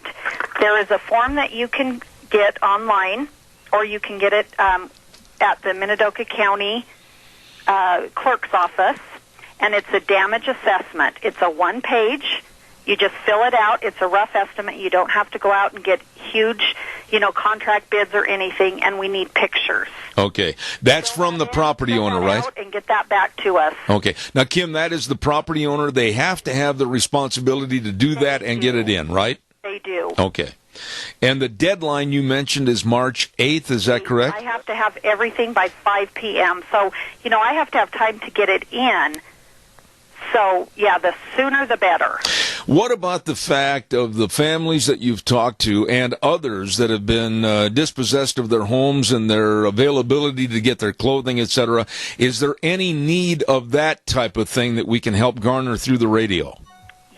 We have offered, but like I said, this is such a close-knit community that people usually just go out and take care of, they have somebody, they know somebody. So we haven't had a lot of requests for that. Well, all I can say is that you must be absolutely deluged with calls and late night hours, early morning hours trying to take care of this. I certainly hope you have a staff that's helping you. I have an incredible team. You know what, they're out there doing the physical work.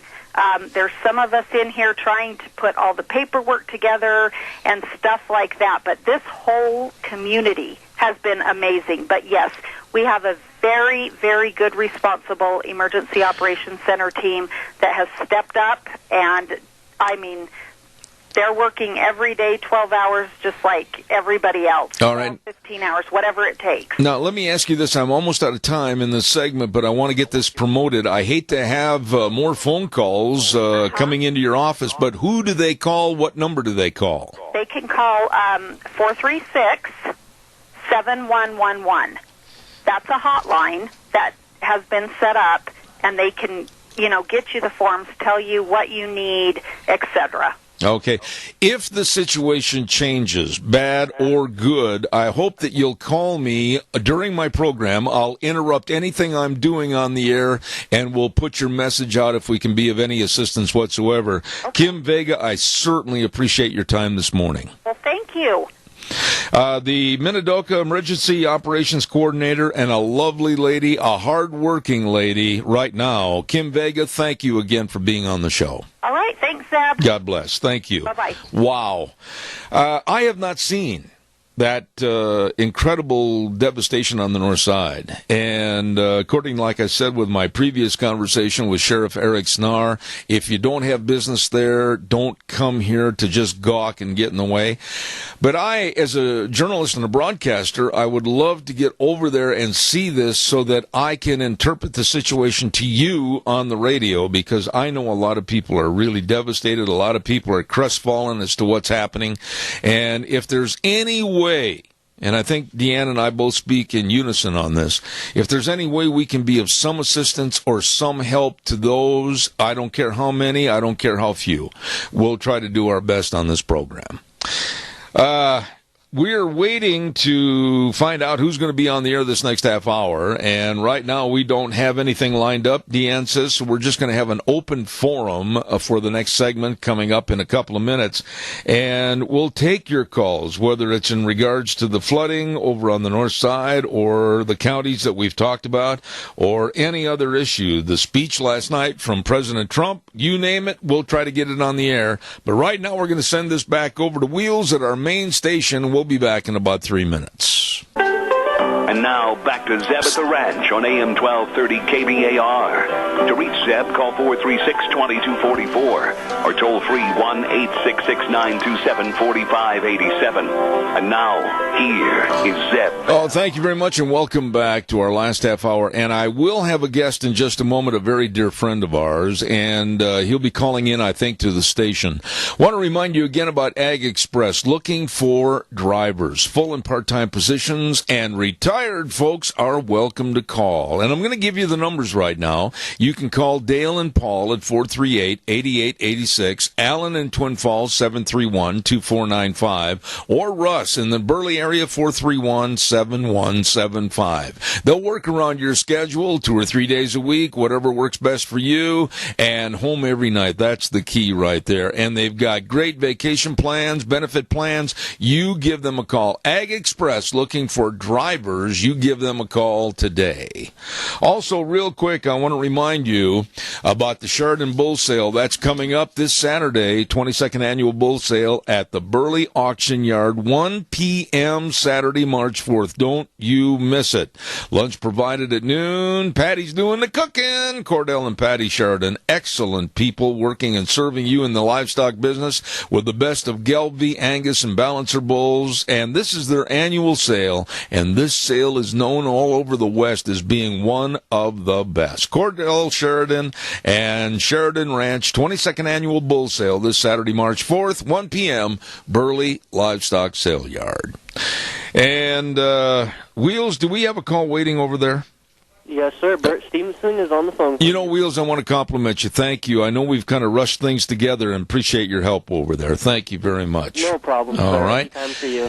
There's a gentleman on the line that I have the utmost respect for. He's one of my dearest friends, he and his lovely wife, Elaine, and I say good morning to former Representative Bert Stevenson. Bert, good morning, sir. How are you? How we doing, Zeb?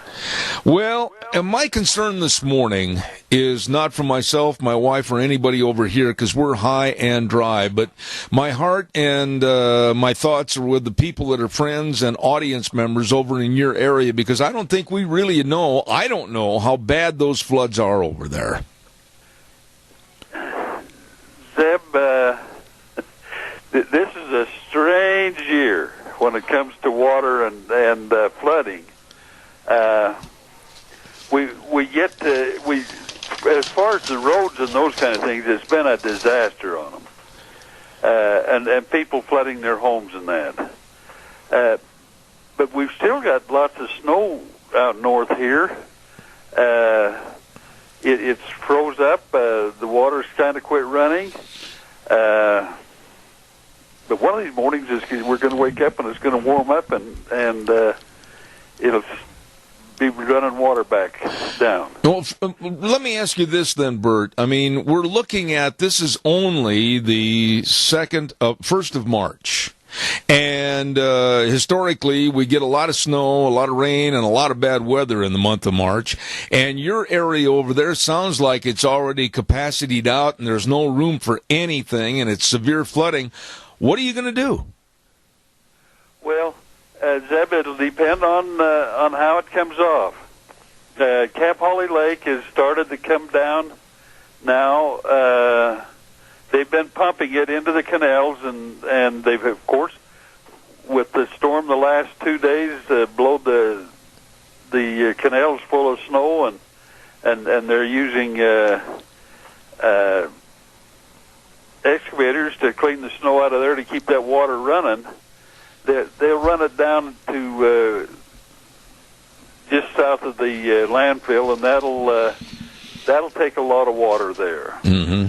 And they'll keep that, if they can get that lowered where they're pumping it now, and if they can keep that pumping here, then that'll take some of that pressure off. Well, Bert, now, over toward Asequa, that water goes, and that won't come toward Cap Holly Lake or Meridian there, but most of that water has already come down. The stuff from Minidoka, or at least that's what I'm being told, that most of that's coming down. Okay. Now, Bert, let me ask you this question, and it's a naive question, so you can go ahead and tell me how far off base I am. But with this kind of flooding and this kind of extreme water all over, is that a call that maybe we need some kind of a safety reparation as far as maybe having some reservoirs dug in case this happens again?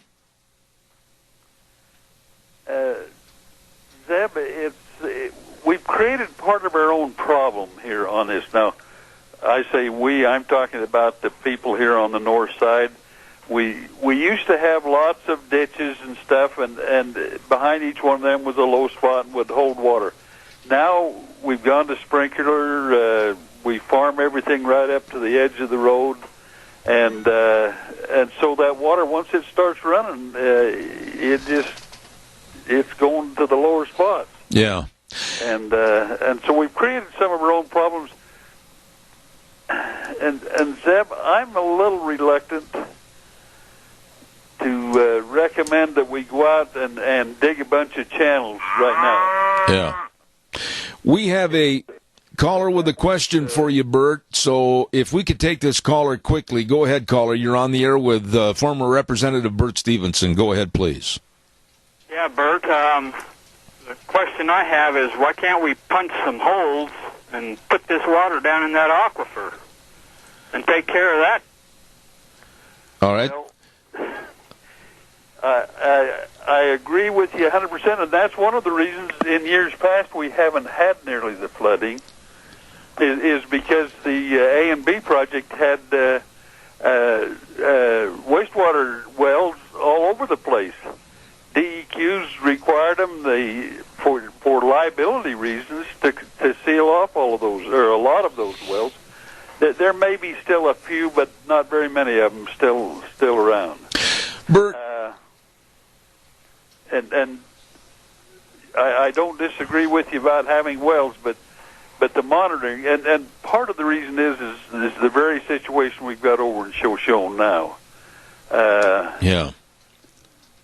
People, if you could control what went into those this flood water, then it would be easier to control. You're talking about, I hope you're talking about the story that I was going to have for this morning earlier about where literally there was some pumping of manure water into the system. Is that what you're referring to, Bert? That's what I'm referring to, Zeb. And of course, it's illegal to do that. Yes. But when you, as far as the dairymen, it appeared that they were going to lose their holding ponds, and so they elected to do that. And of course, all of these canals in this valley here have a certain amount of seepage, and if you're pumping straight manure water into it, then you're going to contaminate. Bert, let me ask you this other question. As a former state representative, and you had to sit in these committee meetings, and you had to figure out how much money can go for what events and what needs, how in the world are they going to budget for all the road damage and all the damage in particular from these floods? I mean, where's the money going to come from? Well, Zeb, they're having a meeting tonight at the Minico High School at 6 o'clock to discuss how they're going to collect the amount of money. On that, you bring, when you reach a certain level and declared a disaster area, get the disaster declaration, then you start keeping track of the money that's spent, and then you can tap into some state money and some federal money. The locals are going to end up picking up a bunch of it because there just isn't enough federal and state money, and it's too hard to access to get it in.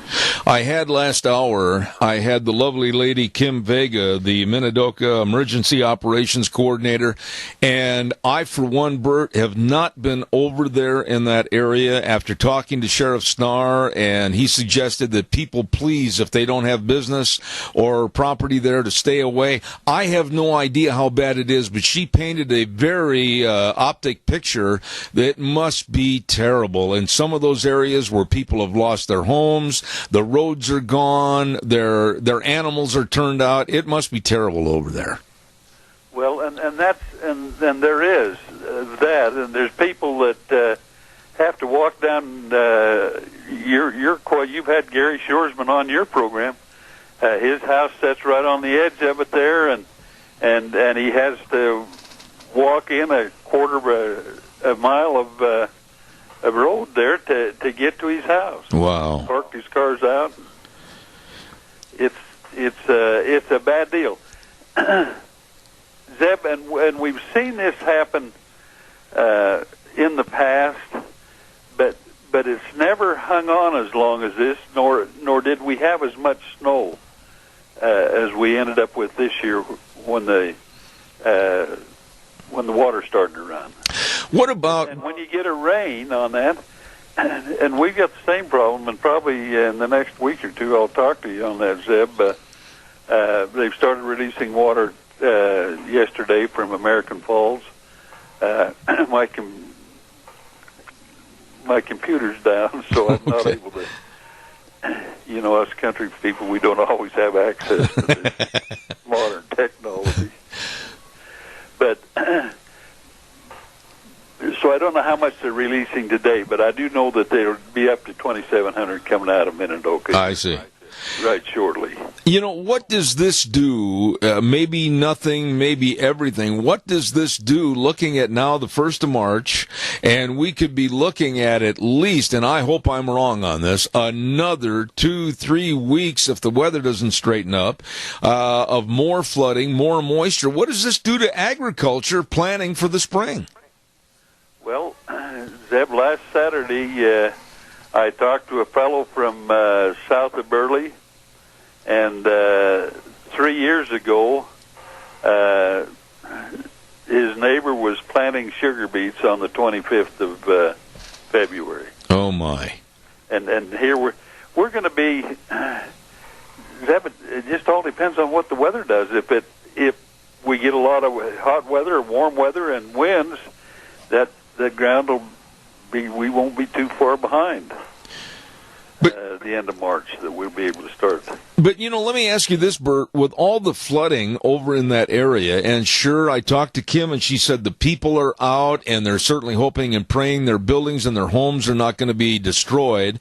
The animals have been turned up, but what about all the machinery? I mean, a lot of these farmers probably are looking at machinery underwater. What about them? Well, Zeb, most of the people have moved their tractors up onto some higher ground as far as the tractors are concerned, but there's a lot of the machinery will set in, and we'll just go through and repack the wheel bearings and things like that to get ready to go. Well, I can't tell how bad it is because I haven't been there, but I want to extend, like I said to Kim Vega, if we on this program can do anything to be of assistance or help somebody or arrange maybe fundraisers or whatever, I certainly hope you or whomever will call and let us know because we'll help any way we can. Well, Zeb, and we appreciate that, and probably understanding, and until people know exactly what you take the people over to Malta here 2 weeks ago, 3 weeks ago, they was really flooded out, and the neighbors have gone in, and some of those people that their whole homes was flooded and everything, neighbors have moved their furniture and stuff into another home, and they'll through the summer they'll rebuild that home and get it in. So people will respond. Okay. We're a pretty tough, hardy bunch. Well, people, and we'll make it. It won't be easy, and we don't know what the test is. Okay. Bert, I know this was spur of the moment, but you've been such a great friend of this program over the years. I certainly appreciate that you said, yes, you'll come on the air and talk about this problem. Thank you. God bless you. Say hello to Elaine, and thanks for everything you do to help us. Thank you. Well, Zeb, I wish my internet had been up so I could have got on and looked at the map again. We've got some serious things coming with the amount of snow that's up in the mountains. I don't know. You remember when the Snake River was running full? Yes. In 97. Yes. And we could have that because we've got a lot of snow in the mountains to the east. Oh my! So things are not over by a long shot. No, but they've started to release water, and we've got quite a lot of space in Palisades to do that. I'll get those numbers, and then we'll talk about that. Bert, God bless you, man. Thank you so much for being on the show. Okay, thank you. Thank you. Dear friend, Representative Bert Stevenson, I sincerely appreciate him. Last minute, what happened is my lovely wife, our guest that we had scheduled in Washington, D.C., that was going to come on and kind of dissect the speech last night from Donald Trump, was called to a committee meeting, and couldn't come on the program this morning, and so Deanne called Bert, and so I really appreciate that update. Two wonderful people in this last hour talking about the floods, Kim Vega and Bert Stevenson. Thank you very much. Time for the weather forecast, and the weather brought to you by Scarrows Meats, 331 North Road, Jerome. The number to call, 324-7657. They are changing the way we eat, one delicious bite at a time. Oh, every time I look at this ad, I go, oh man, I wished we had some oven-ready marinated prime rib right outside the office and ready to go for lunch. It's delicious. You got to contact them, Scarrows Meats. They've got it all. Delicious. We'll have more right after Scotty gives us the weather. Well, good morning, and looking for a warming trend and possibly some more moisture. Scotty Cameron sitting in with your Zeb at the Ranch weather forecast. For today, looking for partly sunny, highs around 35, partly cloudy tonight, 19 the low. For tomorrow, partly sunny and a high of 41. Now, that warming trend going to be continuing through the weekend. As a matter of fact, looking for a high of 44 on Friday. Then for a slight chance of rain and snow, 46 the high on Saturday. Sunday, about a 60% chance of rain and snow, and a high of 42. That's your Zeb at the Ranch weather forecast. I'm Scotty Cameron. Scotty, thank you very much for filling in this morning. Great job. Brought to you by Scarrows Meats, your locally owned custom meat processor for over 20 years. Don Scarrow and the crew at 331 North Road, Jerome. The number to call, 324-7657. Yep. They are changing the way we eat, one delicious bite at a time. Scarrows Meats. I got time for a couple calls. Give me a jingle, 436-2244, 1-866-927-4587. I'd like to hear from you, so give us a jingle on the landline. Again, for those that might be needing something or are going without something because of the floods, whatever, I'm serious when I say this. If we can be of any assistance at all right here on this program, call me on my cell phone at 312-2976. That number again, 312-2976, and we'll do all we can. Caller, good morning, and thank you for your call.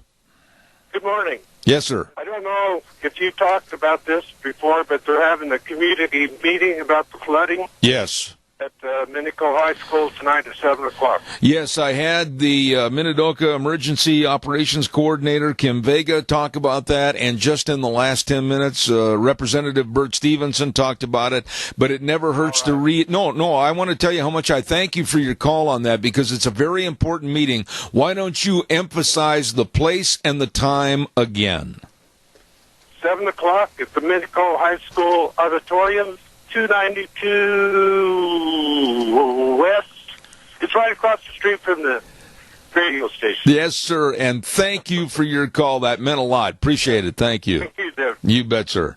Everybody try to be at that meeting tonight. I mean, golly, you got to get informed. You've got to be involved, and it might work out to where you might be able to help some of your neighbors. So please try to attend.